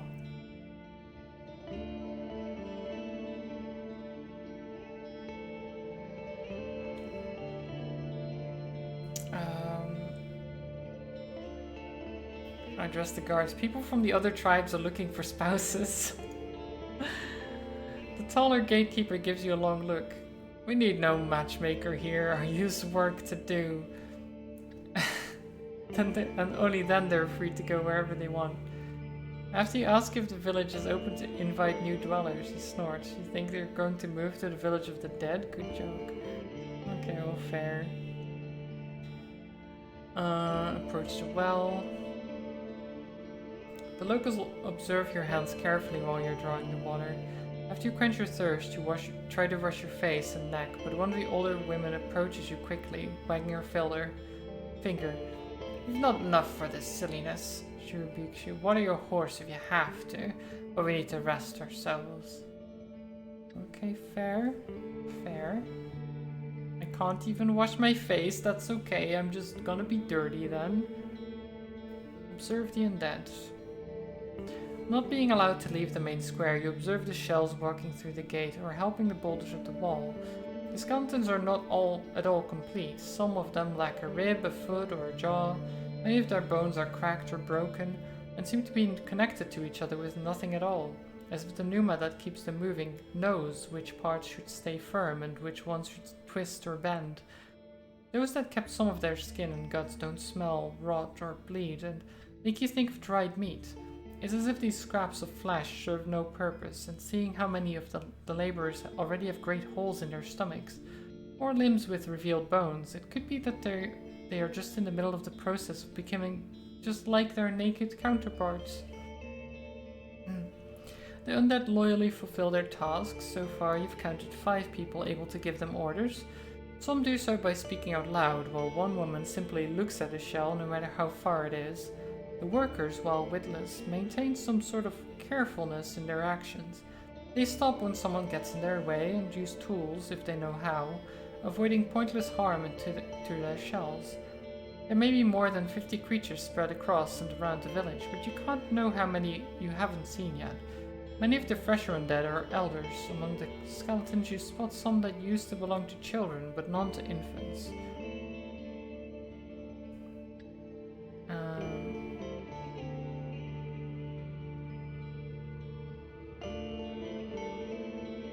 Maybe their shells are too weak to work, or too dumb to listen to orders.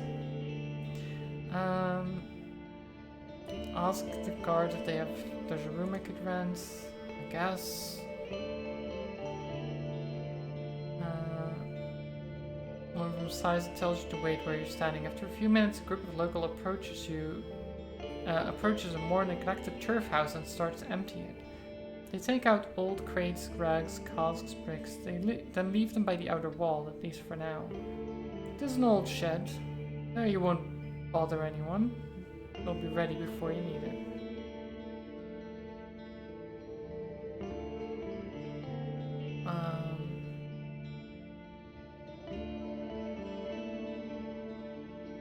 Wait, can I just...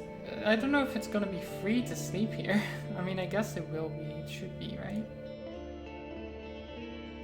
Kinda need it. Let's wait until evening and then sleep.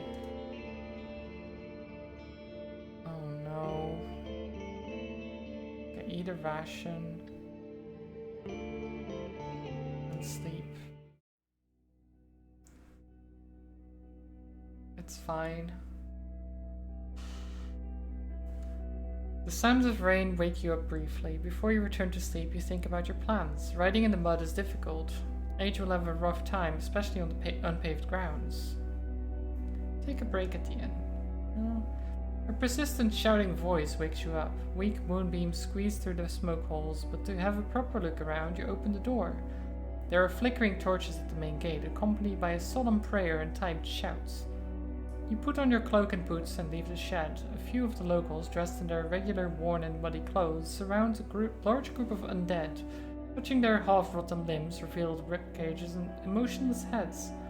A hooded woman sonorously singingly begs for Right's guidance and protection, but you don't pay much attention to her words. The man known as Oranges is standing beside the gathering with the revealed torso and a walking stick beneath his shoulder. Every now and then he cuts his sides on his back and fills a wooden bowl slightly. Then a follower steps closer, puts 2 fingers inside the liquid and takes it to one of the awoken creations.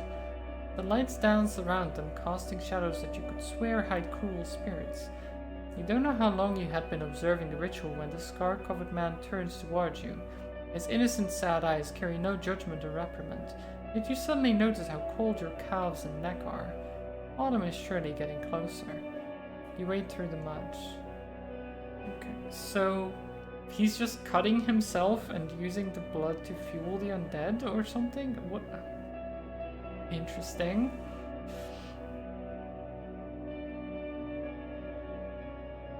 Not only do they awake the dead, they use blood magic. If the United Church learns about this, they won't let go. Yeah, that would be a problem.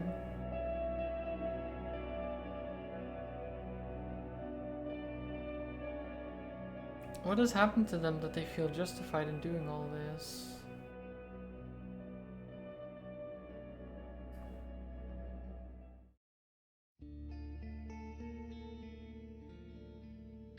Even though the village seems to be on its legs, most shells you spot are dead, just as occupied as they were during the night.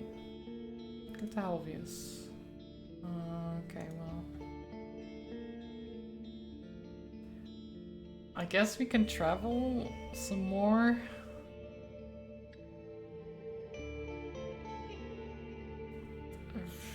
God, the muddy roads slow you down, yeah. Let's go this way. As you ride past the fields, one of the local farmers enters the road, gesturing for you to stop. He's holding a rusty sickle and carries on a basket on his back, filled with various weeds and a sharp club. His patched, worn tunic is neglected, but fitting for a farmer. The lean years left his face skinny and his teeth crooked, but his sad eyes hold heartwarming kindness. Hi there, Warden.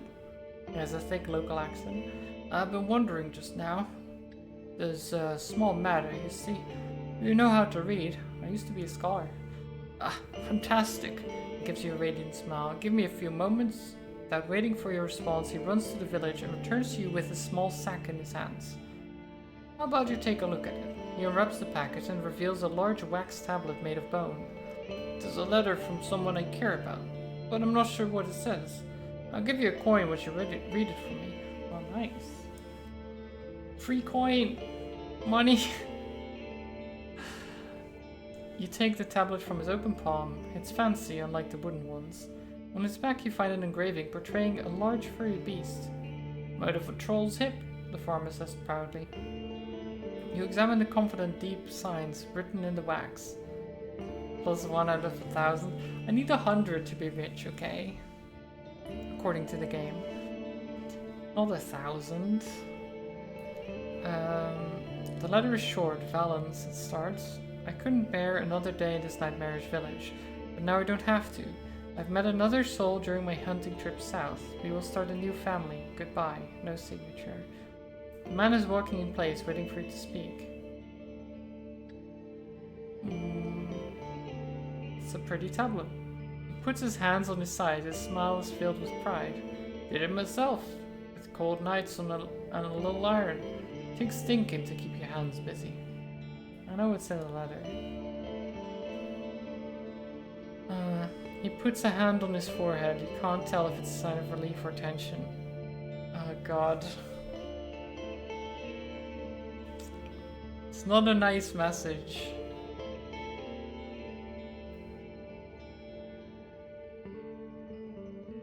At first he freezes, then gives a hateful look towards Laurentius' hut.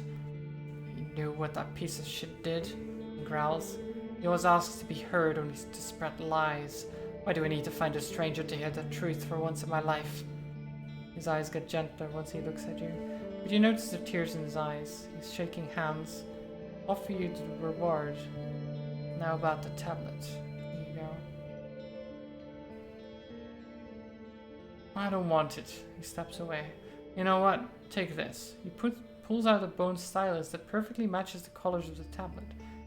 Together they will buy you a few meals at a trader's stall. Good luck, Warden. Oh. Money. Money. He gave me the thing that he promised, and then he gave me the... Oh. We have a single coin. A single coin to our name. And a trollbone tablet that we can actually sell. Oh my god. The locals keep their distance. You notice a skinny woman with a blue headscarf. She stares at your mount like a wolf at an elk. Approach the woman. She moves away, but meets your eyes and makes a smile-like grimace, then leads you behind the empty animal pen, away from the guard's ears. Her grey hair, mostly covered, is deceiving. She's no older than 30, yet her face is marked by insect bites and pustule scars. Need some money, can you spare one coin? I would give you a coin each, but you see, I can't actually spare a coin. I need the money myself. I can't give you the money. She takes confident steps even though she wears muddy foot wraps without boots and a fur-worn simple skirt. She squeezes the front of her scarf on her chest, shaping it into something like a short hooded cloak. I do need the money. Wait, how am I supposed to survive if I can't sleep at an inn or something? I'm already super filthy. My armor is mostly broken. I'm barely standing. I don't have any... Oh god. Actually, maybe I should eat a ration. No, I can't use it right now.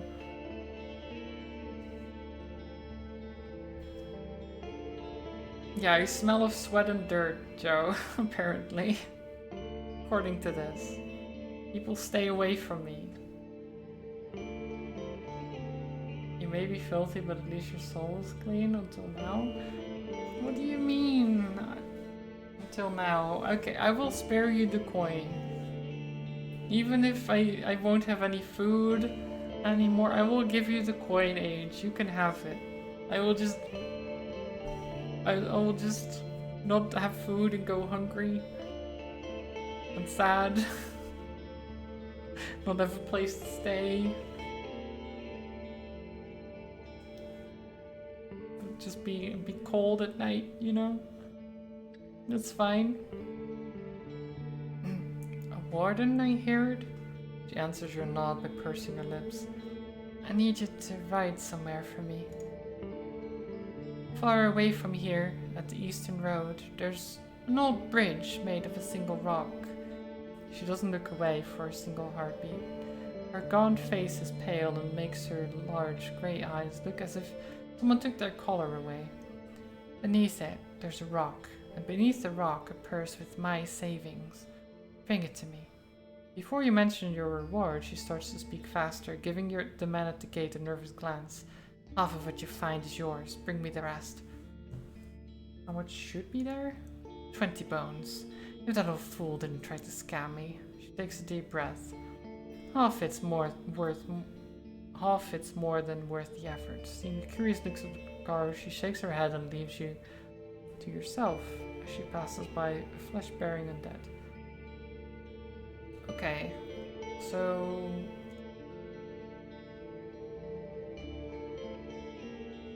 oh my god, there's so many. Hidden pouch. Hidden under the bridge on the eastern road.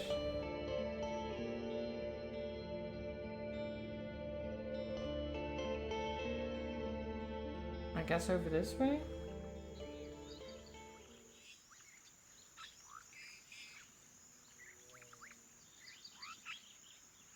Don't worry, I'll pay you back double. Yeah, I don't have the coin anymore. No! Age, don't gamble it away. The pebbled road runs through the hillside with tall grasses and rock faces above you, and dark lush forest below. Chunks of this path were shaped by human tools, who knows how many centuries ago. Blah. While you have a good view of what's happening between the trees on your right, the bushes and shrubs grow so densely between them that you can't imagine entering these woods on your own.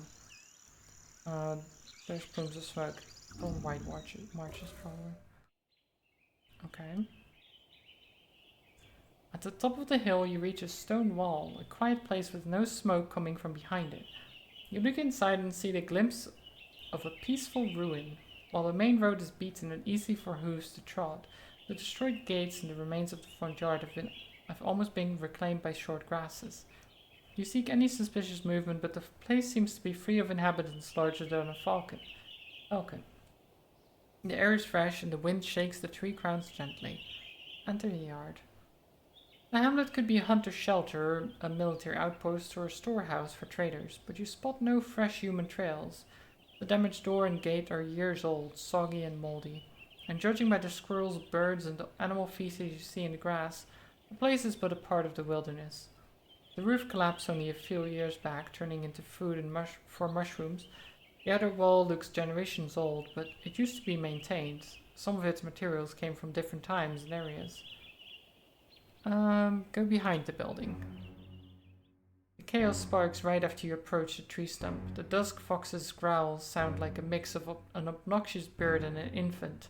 One of the animals, standing only a few feet away from you, is jumping and showcasing its tiny sharp teeth and a raccoon-like black mask on its little head. The animal, with its thick brownish-grey fur, seems more stout than any red fox. The second loud creature jumps onto a table made of a half trunk. Unlike the first one, it has brighter golden fur. It bends one of its forelegs, observing you with its dark eyes, not furious nor scared, rather sad and protective. Its growls turn into a miserable whine. The beasts are not even waist high, but their number may be an issue. There's yet another sound coming from behind you and even more from the bushes nearby. I have enough time to judge the situation clearly. You take a quick glance and memorize your surroundings. There's 3 large creatures in your proximity.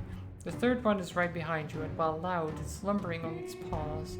The noises from the bushes belong to little pups, most likely harmless, though they are doing their best to imitate their guardians.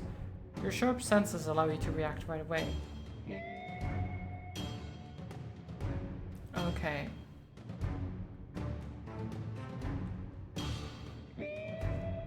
Okay. Do I fight this?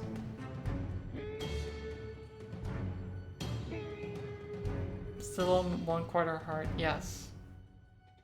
Because the rest I took in the village didn't actually restore my vitality.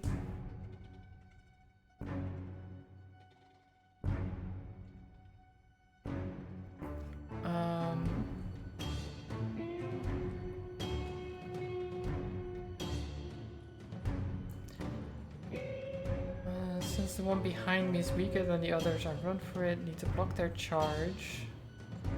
Kick one of them as quickly as I can.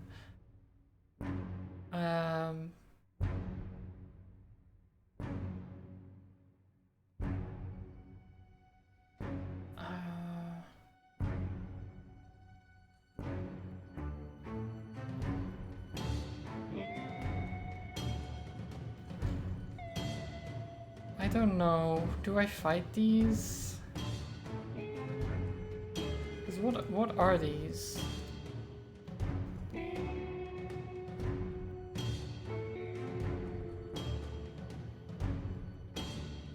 Foxes and such.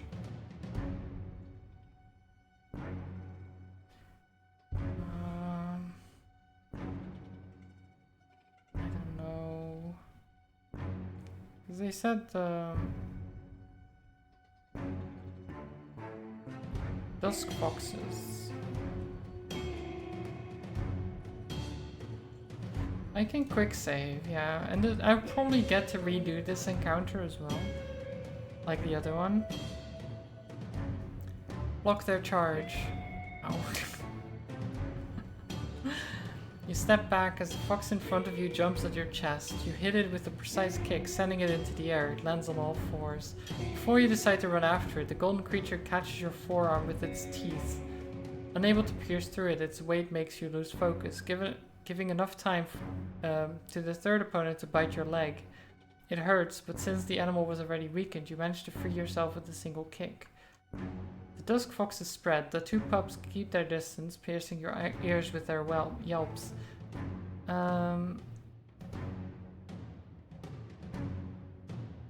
Fight them off. You reach for your axe as the beasts move to new positions. The pups stay far behind, relying on their protectors. The weakest dust fox is near the bare tree, hoping to repeat its previous attack. The golden one remains in the corner, but is now jumping from seat to seat, as well as onto the tree stump, and keeps growling at you. The last one, which seems to be the bravest, remains in constant movement, pretending to attack you, then moving back. Oh god.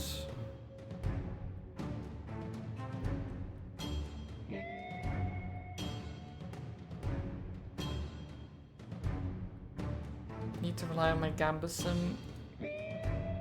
Never mind.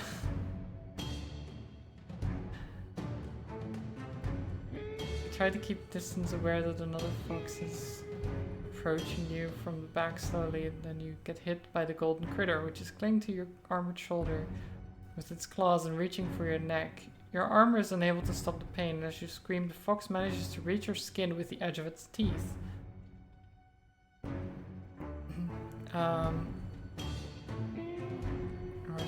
Yeah, okay, I don't...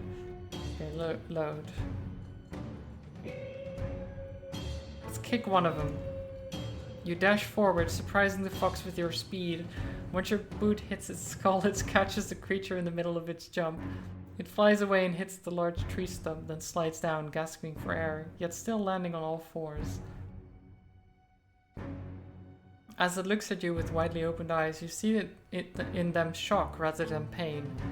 You then feel the blunt hit on your back. The golden beast from the table tried to get you to your arm, but missed. It lands on the ground and gets away with just 2 jumps, looking for a better opportunity. It's then when you notice the third opponent trying to reach you, but you're scared away by just raising your arm. The dusk foxes spread. The 2 pups keep their distance, piercing your ears with their yelps. Their protectors growl at you, but quieter now. The hamlet fills with the smell of fear.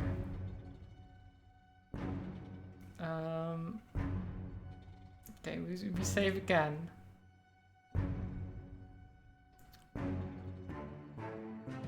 Okay.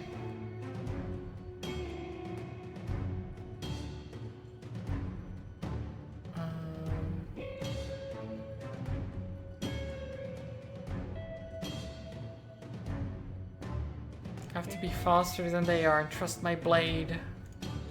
Nope, I'm not fast. I'm not faster. Okay. Rely on my Gambison. Nope, okay, it still doesn't work. Use all my strength. Nope, okay, we are very bad at this. Let's just run. You pause the weaker fox and run towards your belongings, encouraging the beasts to chase you all the way to the gate as they growl with determination. For now they stay in the shelter, filled with pride. Need to get rid of these creatures.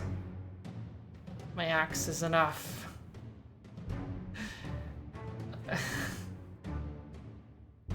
Oh my god.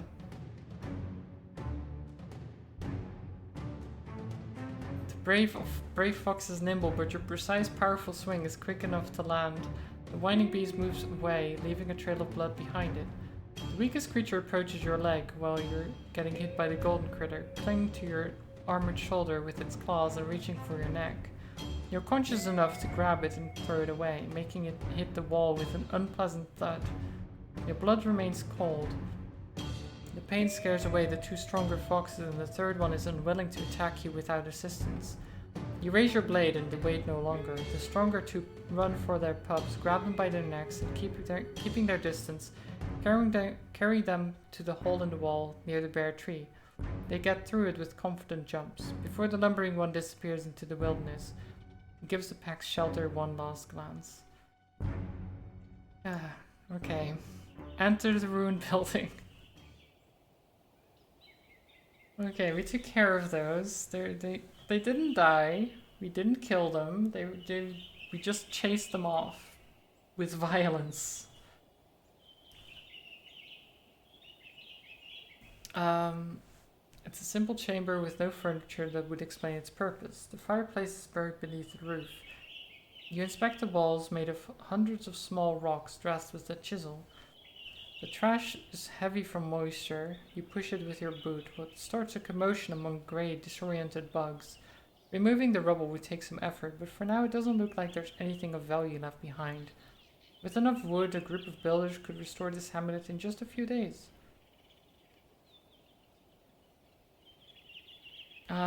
Could hang around for a bit and clean up this mess, but I'm so tired it will take me a long time. That's fine. The task involves a lot of dirt, and you disturb whole armies of ants, worms, and bugs of all shapes and colors. You prepare your gloves and some water. You throw smaller pieces of the roof over the wall and pull the larger ones through the main entrance. In your current condition, the work is rather exhausting. You need to take a bit of a break. After 2 hours or so, you saw all there is to be found. The wood is beyond usage, but there are no unpleasant surprises covered with dirt. There were some scraps of bones, clothes, and leather among the rubble, as well as a broken club, but the only thing of value you found are the 2 dragon bones dropped by someone under the wall. Nice. Want to look around. Oh. What am I looking for? Coins. Bones. Tree. The trees, especially the ones that grew into the wall, visibly struggled to survive in the local soil. Dusk fox. You see a few signs of living creatures, some of which are difficult to identify.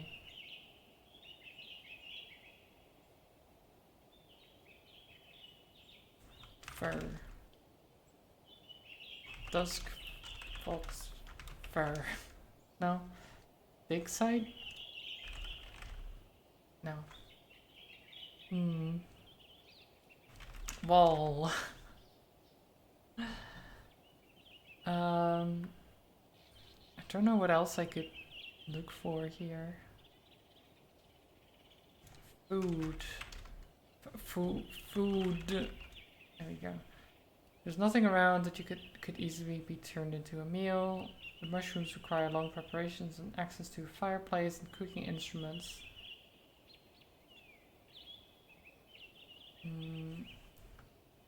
Fruits. Nuts. Bugs. I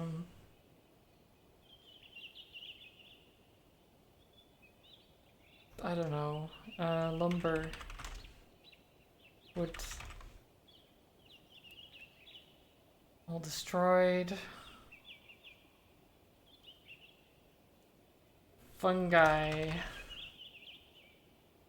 You don't trust your judgment in this matter, but most of the large mushrooms growing here resemble those eaten by you at various points in your life.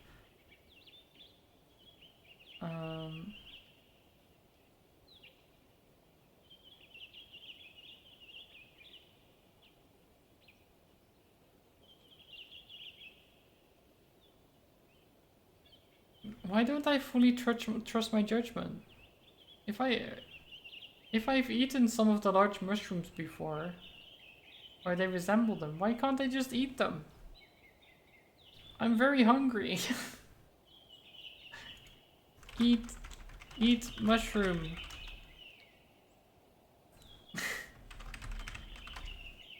Okay, fine.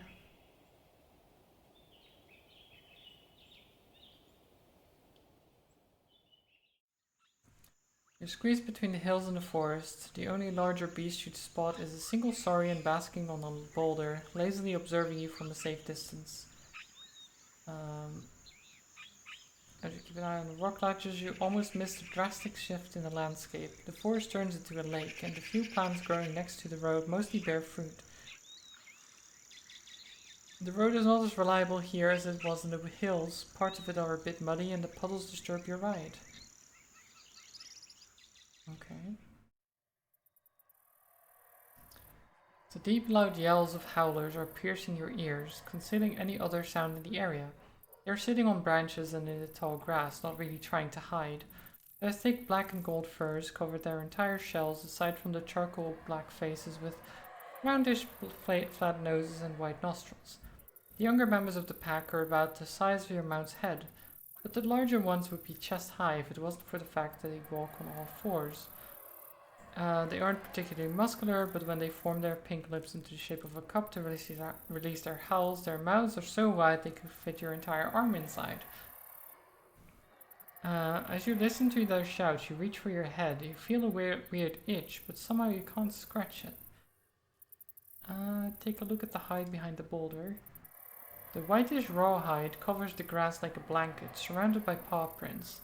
The howlers don't wait for you to approach it. One of the larger ones jumps on the ground, leaning on its hands and challenging you with its gaze. It has rather blunt teeth. Try to scare them away. You are yards away from the closest trees. The howlers are climbing, swinging, browsing the leaves and seeking bugs in the meadow. Only a few of them pay attention to you. You could start with an attack from a distance, but there's no way for you to take down an entire pack. Throw rocks at them? I feel like that's a terrible idea. Your poor aim makes you hit the trunk, drawing the monkeys' attention. They howl even louder, pointing at you and jumping between the branches. This is fine. This is fine, right? Move forward. Confused howlers step back, not sure why you're not running away. Shout at the monkeys, swing my arms. Oh god. Your shout is overshadowed by the furious howls. The monkeys take the first step forward. Oh no. Oh no. Your head aches as if you're getting hit by a smith's hammer time and time again. You want to touch your stomach to stop its strange movements. It's as if your guts are shaking and hitting one another. What is going on? Reach for my axe. You clash with one of the creatures. The blunt side of the weapon lands on its arm.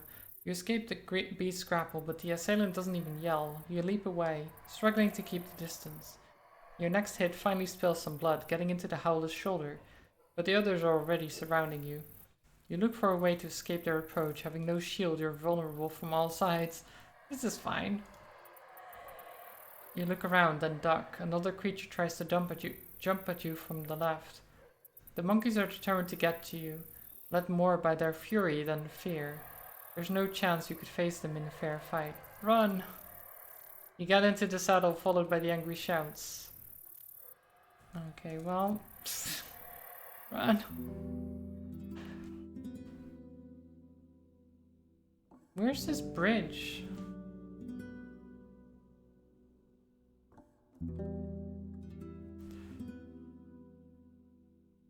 Where's this bridge I was supposed to find?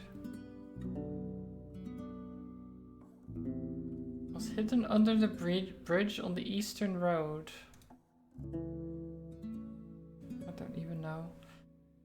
'Cause this is... I guess it's not really eastern road, right? Yeah. This is the northern road. Oh well. The lakeside is filled with chirping of cicadas and crickets, as well as the roaring of beasts from the northern hills. This road is often traveled and the clatter of hooves carries far. In the distance you see a palisade and a large building set on the side of a crossroad. Once you get closer, you hear a conversation from behind the wall. Two men are arguing about if they really just heard a horse. Maybe they know some useful rumors. You know?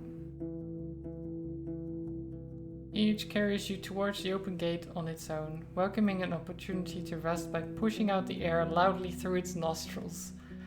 A nearby wooden pen won't offer much space for a horse, but should be enough for grazing and a nap.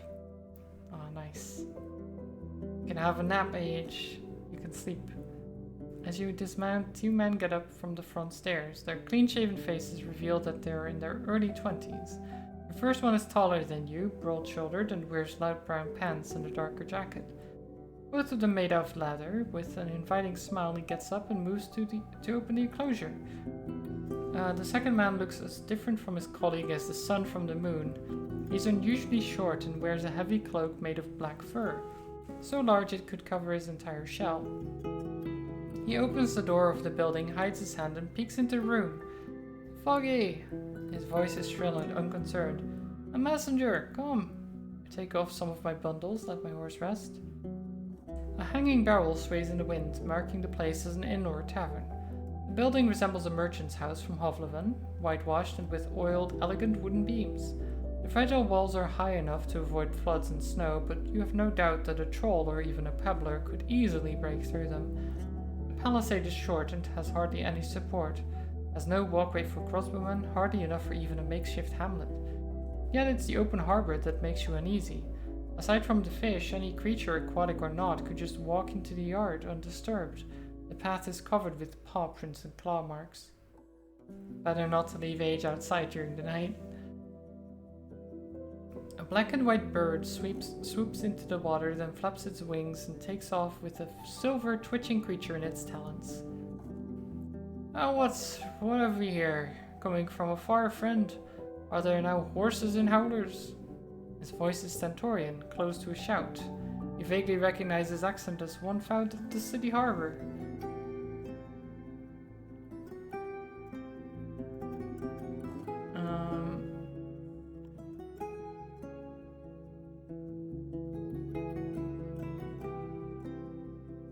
Quite far, Council. Age came with me from Hovleven.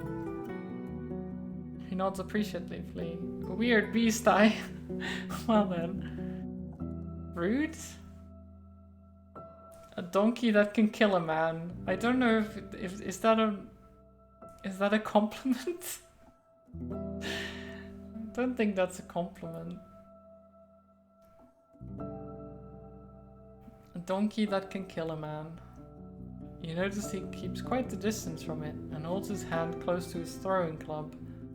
I haven't seen one in a while. A while. In a while. The roads here aren't that bad. They'll take you north and east with ease. You hear heavy footsteps.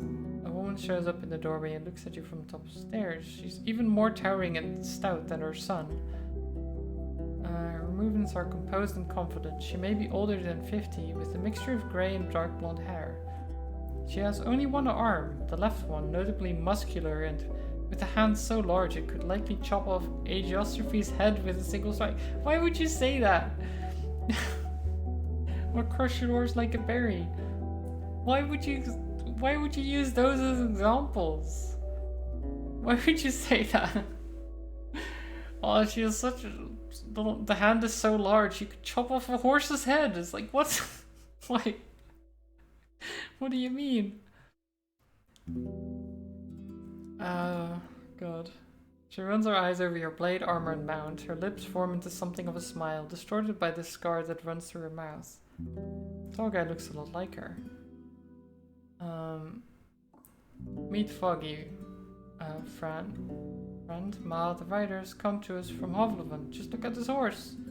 His powerful voice turns timid and he keeps turning his head from left to right and back. Too bad we have no hay, it looks hungry. The woman looks at him with amusement, then glances at your palfrey. Aye, cute monster you've brought, but not enough fat on it. If it ever breaks a leg, bring it here. We'll smoke it for the winter. No, don't eat age. Don't eat age. She vaguely stretches out her only hand. What brings you to Foggy Lake, love? Just stopping by? Her voice is hoarse, like that of a traveler who spent too many autumn nights in cold tents. It carries a hint of motherly concern. Close the animal pen behind and go upstairs. You won't find another shelter in this part of the Dragon Woods, especially not in creeks. She scratches her broad chin with sausage-like fingers. You drink?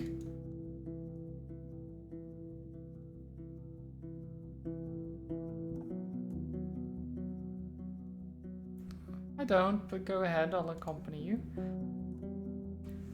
She scoffs with a kind smile. I don't plan to get drunk either, but it's your choice. Come, dear, share a story with me. I may have a snack to spare. Without waiting for your response, she walks inside. The tall man takes a deep breath. Go ahead, we'll take care of your horse. And by that, he means we won't do anything with it, adds the man in black fur. Whenever his screechy words follow the deep voices of his companions, he sounds like a brat. We won't be feeding or washing beasts that aren't going in a stew, but we'll keep an eye on it. They find new spots to rest, the side of a boat and a stool near the palisade.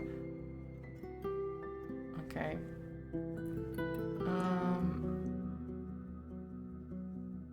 I'll go up the stairs. The air is humid but carries not a hint of putridity. The heels of Foggy's boots make her steps thunder even though the planks don't creak. Make yourself at home, she says, without looking at you, heading to the trapdoor in the corner. I'll just grab a little something. Your ears catch the screeches of hunting birds and the wind that leaks in through the windows, but other than that, the room is quiet. Look where the ladder leads. You climb up the simple rope ladder and reach the attic. It smells like a haystack. The floor is covered with animal furs, bags, and clothes. There's a soul sitting in the corner, a bearded man in his 20s, who has only the right hand, though unlike the tavern keeper, he has kept the rest of his arm. His sleepy eyes observes you without a word. After he greets you with a nod, he starts to put on his boots. Sit down at the table and wait for the keeper's return. You take a glance at the blood on the table, the scattered yellow feathers, and the bowl of guts and talons. You find yourself a clean stool. Foggy shows up soon, smiling, holding a plate with fruits and a cup squeezed among them, a bottle in her fingers and a cloth under her shoulder. She puts everything on a stool and wipes the table clean. Forgive the mess, just a part of the job, she explains without a hint of apology. I'd rather dress birds in the yard, but the blood lures beasts. Sometimes the folks from creeks bring us meals, but we need to take care of ourselves. She throws the bloody cloth back into the bucket, making a splash, then sits down on the stool, making it look like it was made for a doll. She rests her elbow on the table and looks you in the eyes. Her voice is warm yet intrusive. So, who am I dealing with? Introduce myself. Okay. Without a word, she pours a thick liquid into the cup with her only hand, but doesn't offer you any snacks just yet. Okay.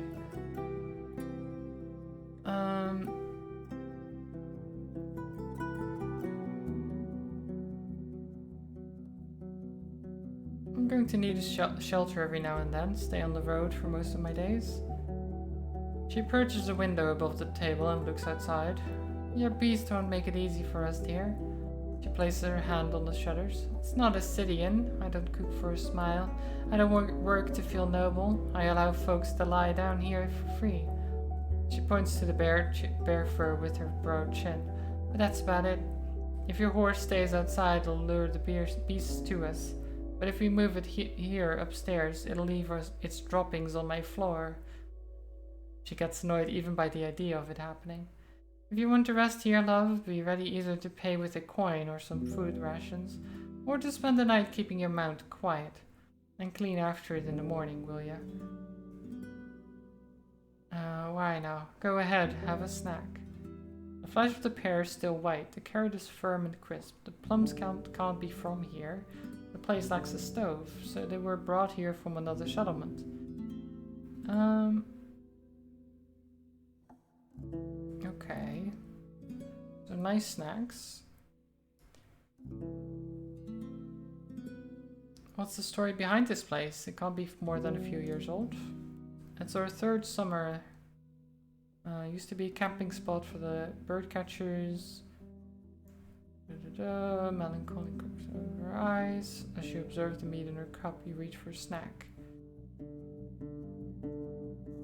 Every year or so, we added something new. The rocks for a campfire, some stools, a fence, a firewood shed, a boat. At one point, we brought lumber from White Marshes and built...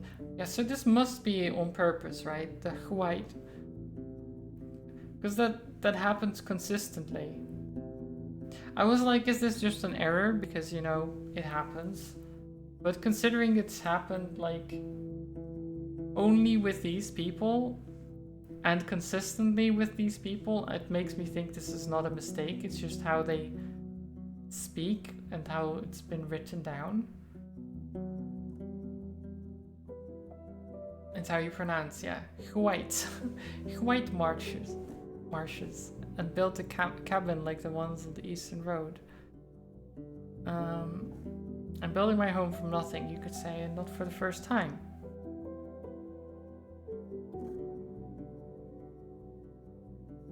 Oh, it's a dream, a place far away from Hovleven, somewhere where I can rest after a day of work without aching back. You speak my own words, love, my own words. We have a good home here in the north. Not a safe one, not a fun one. But there's plenty of food and plenty of things to build. I'm already luckier than most. She looks at the place where her missing arm used to be. How do you stay safe from the beasts? Quick legs, love. Her brief yet thunderous laughter makes you flinch. We don't leave any food outside, but our cauldron smells every now and then. Every now and then something scary shows up. We lock ourselves in here for days if we have to. Our windows help us keep an eye on the yard. Better than that than leaving the hamlet open to goblins. You mentioned that having no wall from the lakeside is quite a risk. She nods in agreement and reaches for a dried plum. We don't bring children and old folks around, but this part of the peninsula is not so bad, at least in the sunlight. Not much food growing or running around unless you can live on fish and birds. And the folks of creeks are great hunters, the greatest around. But isn't there a harbor in the city as well? How do you keep the creatures away?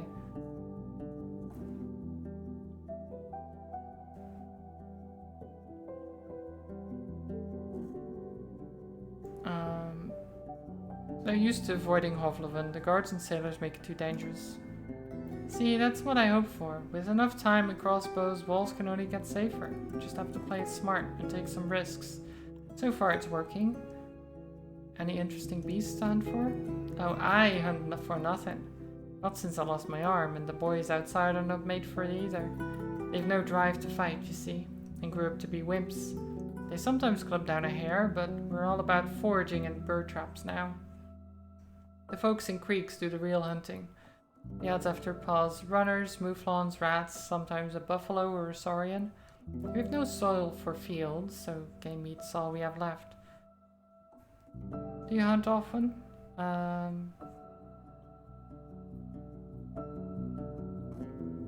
If I'm about to starve, I don't enjoy killing. You've picked up a rough trade for yourself then. Used to like it, hunting. Sure, but even more so crushing the undead. Even cut down a few bandits for good pay. But now when my dumb ape of a son goes on a longer trip, my heart pounds like a hammer. I couldn't go on like this. Bandits also have mothers,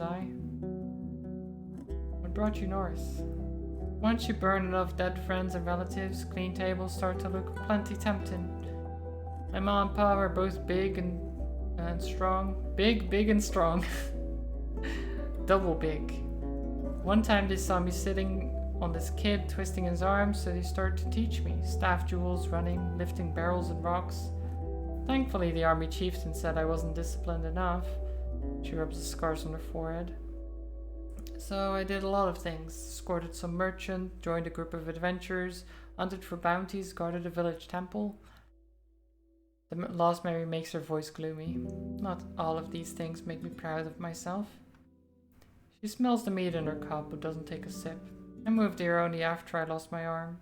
When the folks were fleeing the invasion, I took my Elin. A casket of dragons and joined a more organized group. Arm or not, I still have a fierce punch. That was worth keeping around. Now that the years are catching up with me, and even more so with my back, I need to build myself a decent shelter. Crave no adventures, but I'm happy to hear the stories from the other restless souls. In the meantime, I'll practice this little trick. She points at the cauldron in the middle of the room and starts to make circles with her finger. The ladle mimics the movements, mixing the stew for another minute or two. That's also good for my back. Oh, nice. I want to know telekinesis. That seems great. Her name's Foggy and this is Foggy Lake. Is the tavern named after you or after the lake? Ah, the lake has no name. She moves her cup away and leans forward, resting her elbow on the table, her voice playful, warm. Yet, I mean, but there will be stories about this place, believe me, and about passing by the lake while getting to Foggy's. I may not be a dragon slayer or a holy woman, but one way or another my soul will live on in my name, tied to these walls. I'm plenty fine being vain. Not everything that's vain is wrong. Very true. Eating tidbits may be dumb, but in fair shares, keeps our souls stronger.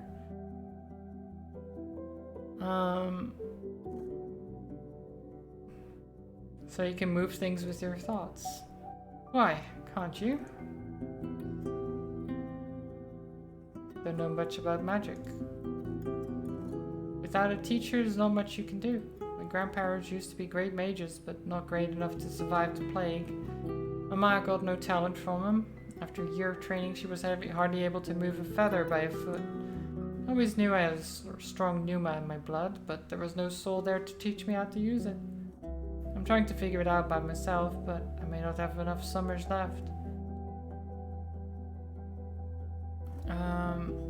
Any story there? With your arm? Not one I'm going to share with a newcomer, dear. Stay alive till next autumn. I'll open a casket of cold cider and tell you quite the tale. It has treason, treasure, monsters, and dark spells. But I'm way too sober for it now. Let's change the topic. I'm looking for a Asterion. And why do you think he's here? I'm not saying that I do, but maybe you know where I can find him? Ah, I misunderstood you. I don't know his whereabouts. He didn't tell me a thing more than I needed to hear. Did he do any jobs for you? Well, I'm not sure. He was bringing me news and delivering my messages, sold me some stuff, sometimes bought a thing or two. His life wasn't really that riveting, just another mug guzzler sitting in the corner patching his clothes. When was the last time you saw him?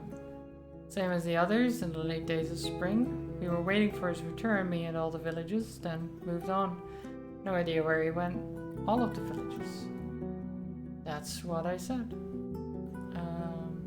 Did he sell you anything unusual? Such as... what? Something he found in a weird place?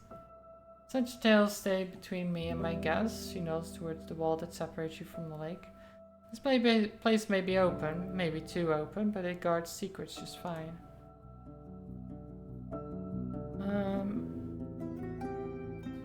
Your additional questions don't get many answers. She brings up the man's looks and equipment, but without adding much to what you've already learned from Julia. He was praying with dragons, rarely bothered. That's what city folk do, aye? Seeking riches, then locking themselves in a chamber, prisoners of their might. Well said. You don't sound especially bothered by his disappearance. There's only one foggy in the north and one inland, that slow son of mine, and one creeks. I've only so many tears to spare, yeah, fair. Can I take a look at your brewing set? I'm a bit of alchemist. Don't touch anything, I have no toys here. The humid scent of over a dozen wooden barrels is free from putridity. Blah, blah. Foggy lights a candle with the help of a tinderbox and leads you to a table in the furthest corner. The instruments made of glass, gold, and copper would allow you to brew even advanced potions. Bottles, scales, knives, alembics, mortars, and a crucible. The jars on the shelf contain simple but useful ingredients. I could put this table to good use.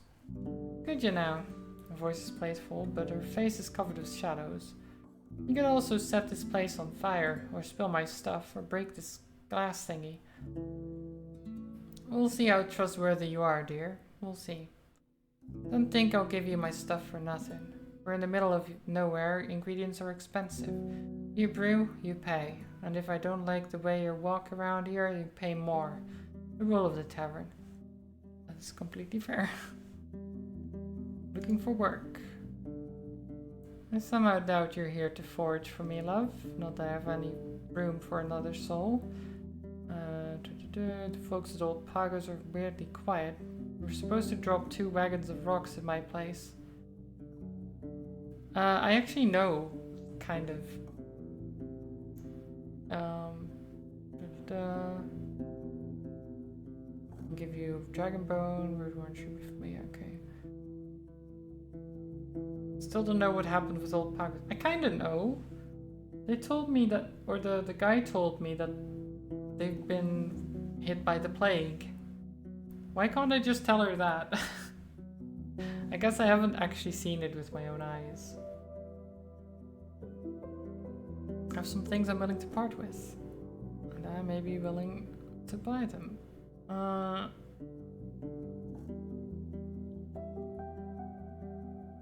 nice claw, pebblers.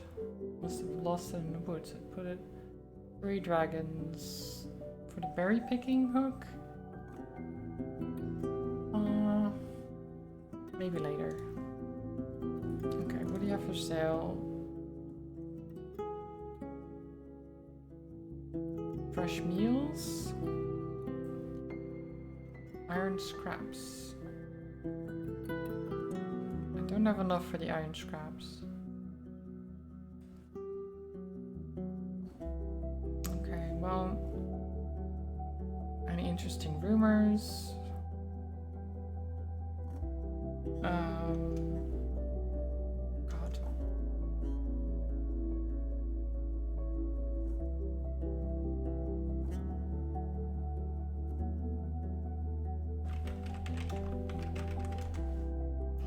It's an old village. There's struggle and they don't know how to protect their kids, their elders, their wrenches, their priests.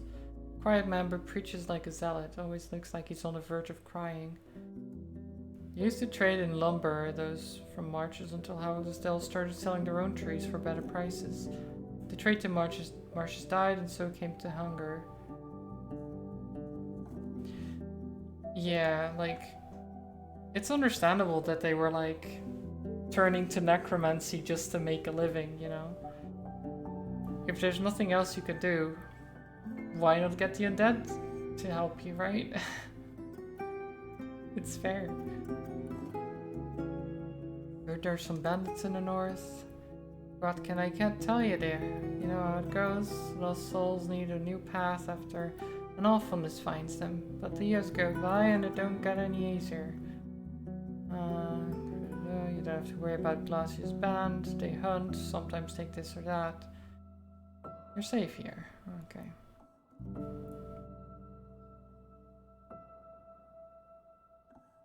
You may be right, some bandits are just desperate.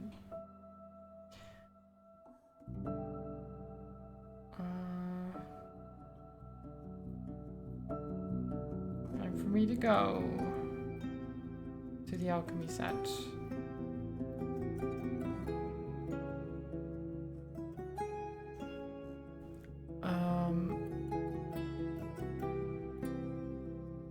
The ointment that could help me at the ford. The balm you know of won't be enough to make the insects leave the water bank, but once you put it on your skin, they should cease their bites. You can easily make a whole jar at once and share it with your mount. 2 food rations, preparation time an hour, healing potion.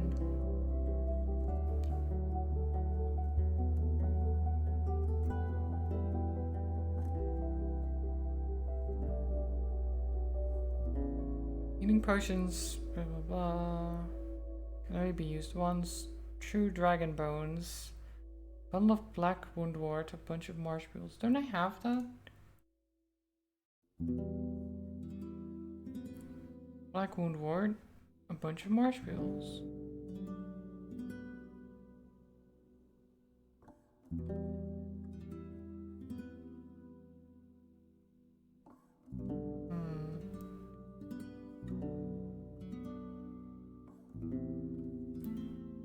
Blinding powder that can help me in combat. I guess I always have to pay Foggy just to use this table.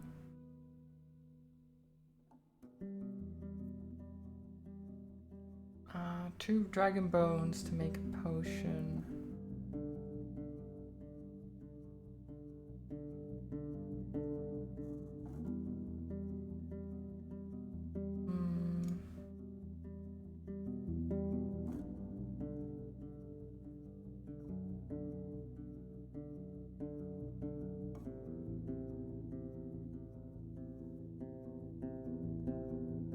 Okay.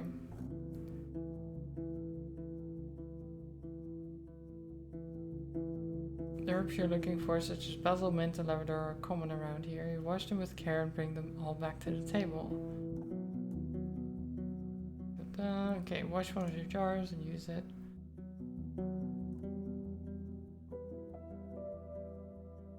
Okay, so I'm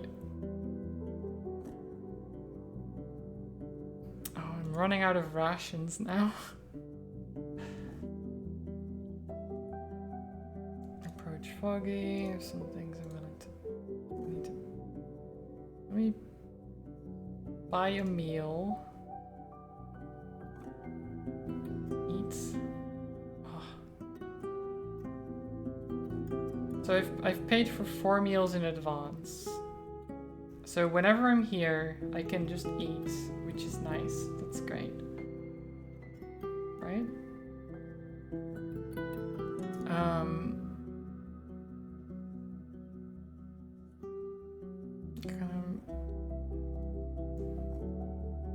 If I use it, if I make a healing potion, can I sell it to her for more than the 2 dragon bones?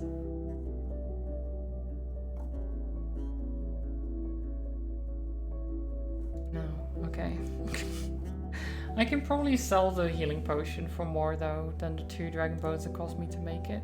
I hope. We're out of money again. I'm very good at this. I'm very good at this. I'm so good at getting rich, you know. I keep spending all my money. So good at this.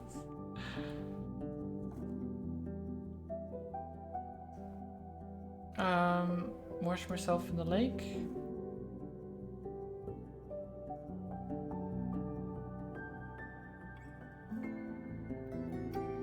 You enter the bridge and move to its edge. Somewhere below you notice a glimmer. Hey, you step back, run! Without even thinking, you leap towards the yard. A long, teeth-filled mouth breaks through the water's surface, splashing it in every direction. It bites the empty place where you were just standing. Once the saurian's yellow eyes notice that you're outside of its reach, it nonchalantly slides into the lake. Well, what are you doing? The lake isn't for outsiders.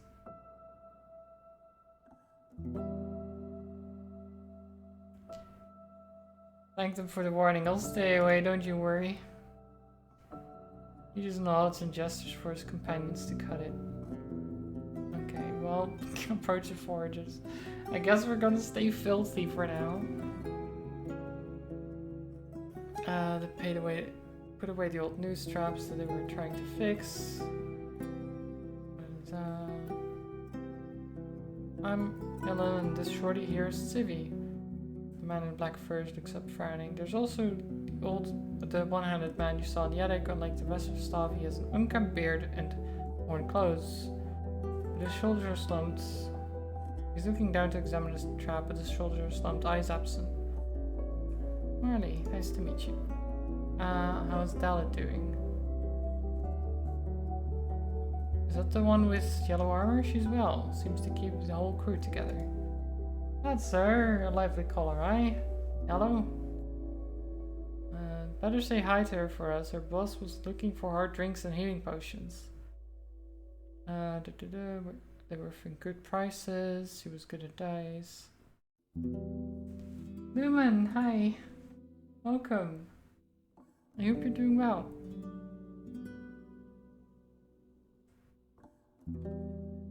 Do you know Julia? The man gives you a surprised glance, but then looks down and crosses his arms, holding his hand under his shoulder. I'm a new man now. There's nothing that ties me to the army. He has the accent of city folk, same as yours. You've crossed a great part of this land, greater than most. Have you seen anything unusual? I'm doing good, Lumen. A little bit tired as usual, but doing pretty good. I'm glad you're doing well too. There's fog in my soul. I was on the Eastern Road, hungry and sick, praying for the right to send its beast on me and save me from the pains of living. I remember the touch of fur and the breath on my neck, the claws pinning me to the ground. I was waiting with my eyes closed, and I woke up in the middle of the night, still feeling. I got back on my feet, walking until I reached the lights of this tavern, without so much as a bruise. Foggy may have no faith in her heart, but the right used her kindness to give me a second chance. He may be crazy, but it's true he came here after midnight, raving. Maybe the monsters don't like his scent. He forgot everything? I've seen a dragon eating a tree, an ape that tore away the head of a monster's cat, and a wolf without fur that was as quick as lightning. Now leave me alone, evil spirit. Let my shame rest, okay? Nothing wrong about a man trying to forget. Yeah. That's fair.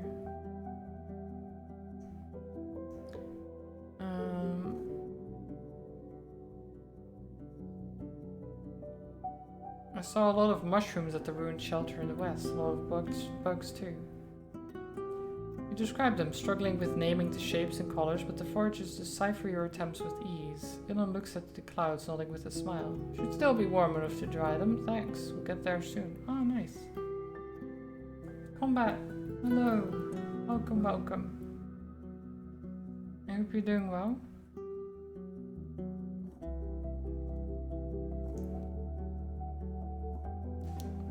I'm doing good, yes. Did you install the new version? And is it working? I don't know if you already tested it or not, but not yet, okay.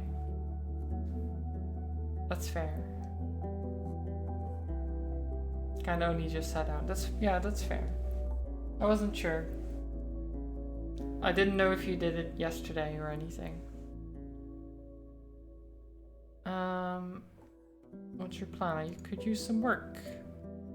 Glad to hear that. There's hardly any fruits left around here, and even fewer mushrooms. I'm planning to do some bird catching, a hunt without killing. Maybe not today, but in 6 days. Why would you need my help with birds? Don't you just let them walk into traps? Glance at the cords used for snares. These won't do. We want to catch a runner this big. Bring it here alive. We want its meat for later. These ought to be dealt with, not tamed. Bonding with monsters brings only death. Will bring us full bellies in winter. True. Can't leave my horse behind. Oh, I wouldn't worry about it. Waves a hand, just like his mother. The idiot will take care of it. Wow. The one-handed man starts to object, but a harsh shut up from TV makes him sigh. Aw, I feel bad for him. His shoulders sag, Ilan goes on. He's a loony and would stumble over his own feet on a trip, but does what he needs to do, what he needs when he's told to. And you know he won't steal it. He hates animals. Well, I don't want someone who hates animals to look after my horse. That feels bad. How much?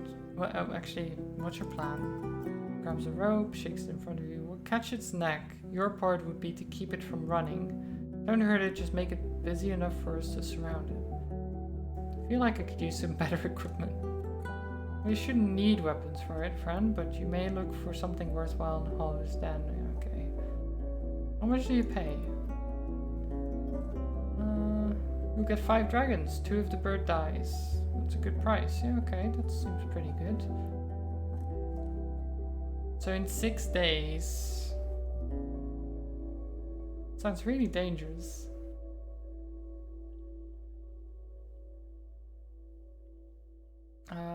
That's why we want you to do the rough part. That's fair. Okay, fine. I'll be back in 6 days.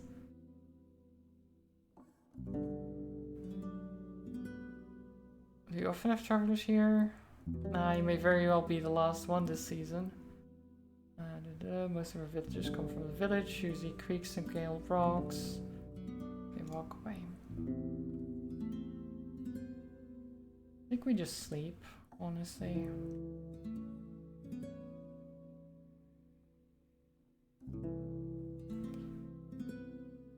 Well, at least if I can sleep in the main oh god, our health will go down though. Oh no. Oh no. We're just dying from sleeping in the wrong places.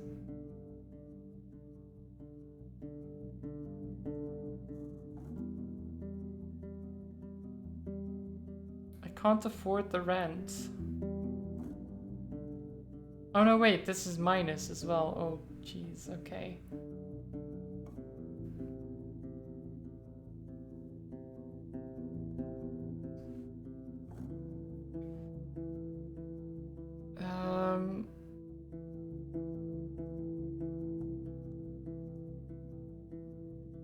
Oh god.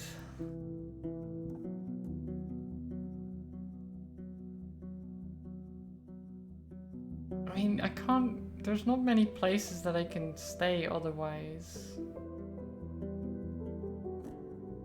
I think I have to kind of sleep here and just be uncomfortable and dying. The monster's shouts wake you up. The night is bright and from the window of the tavern you have a good look at the yard. A few massive dragonlings are exploring the courtyard, knocking over wooden tools with their tails, putting their noses into buckets and underneath the stairs. You count 5 of them so far, but you can't see the entire area at once. One of them spots your look and moves closer. Still, it doesn't try to climb to the door. Maybe it's experienced enough to know it won't get through. Go back to sleep with an axe in my hand.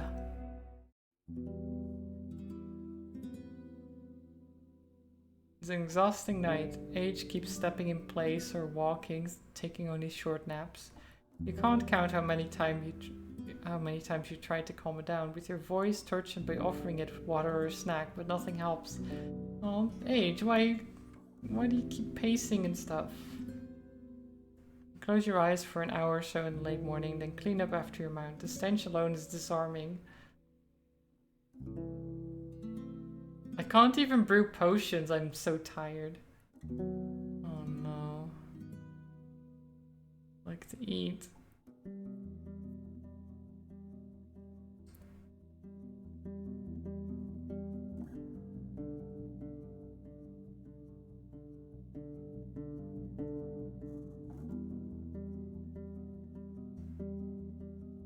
Okay. So... I spoke with Caius. I wonder why did you decide to keep him around? Do I need a reason? Gamer is a poor soul, taught only how to use a spear and shields. I know how it feels. Bye. Okay. I mean, makes sense to keep him around.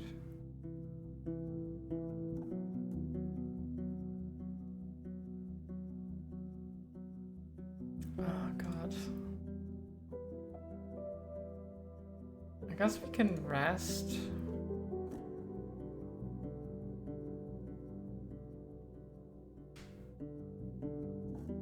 But that doesn't help though. Like, we can rest, but then what?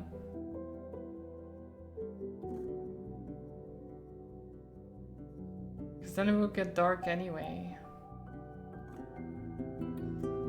I guess we... Fine. We'll rest. This is fine.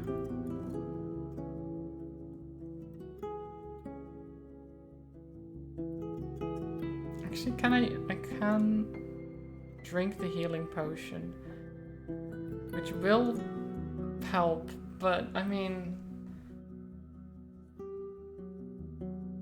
I don't...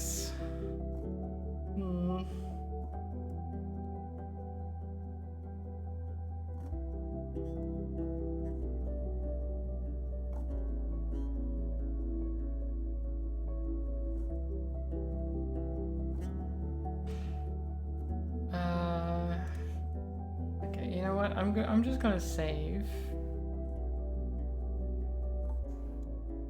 Because it is getting late, actually. And I need to get some rest as well. There we are. That was quite something. I'm surviving, but that's about it. I don't know if I'm doing anything. Like, as a Roadwarden, we're just wandering around, covered in filth, just going from place to place, being like, please, can I have a place to stay? Please, I'm dying. Please. And then just getting some coins and spending it in the next place just to get some more just to get some more food or something. Oh my god. We're basically just stumbling around hoping that one day we'll find like the mother lode or something. We're trying to help people, but we can barely help ourselves, so you know. Anyway, modern society as its finest. I mean, not really. Not really.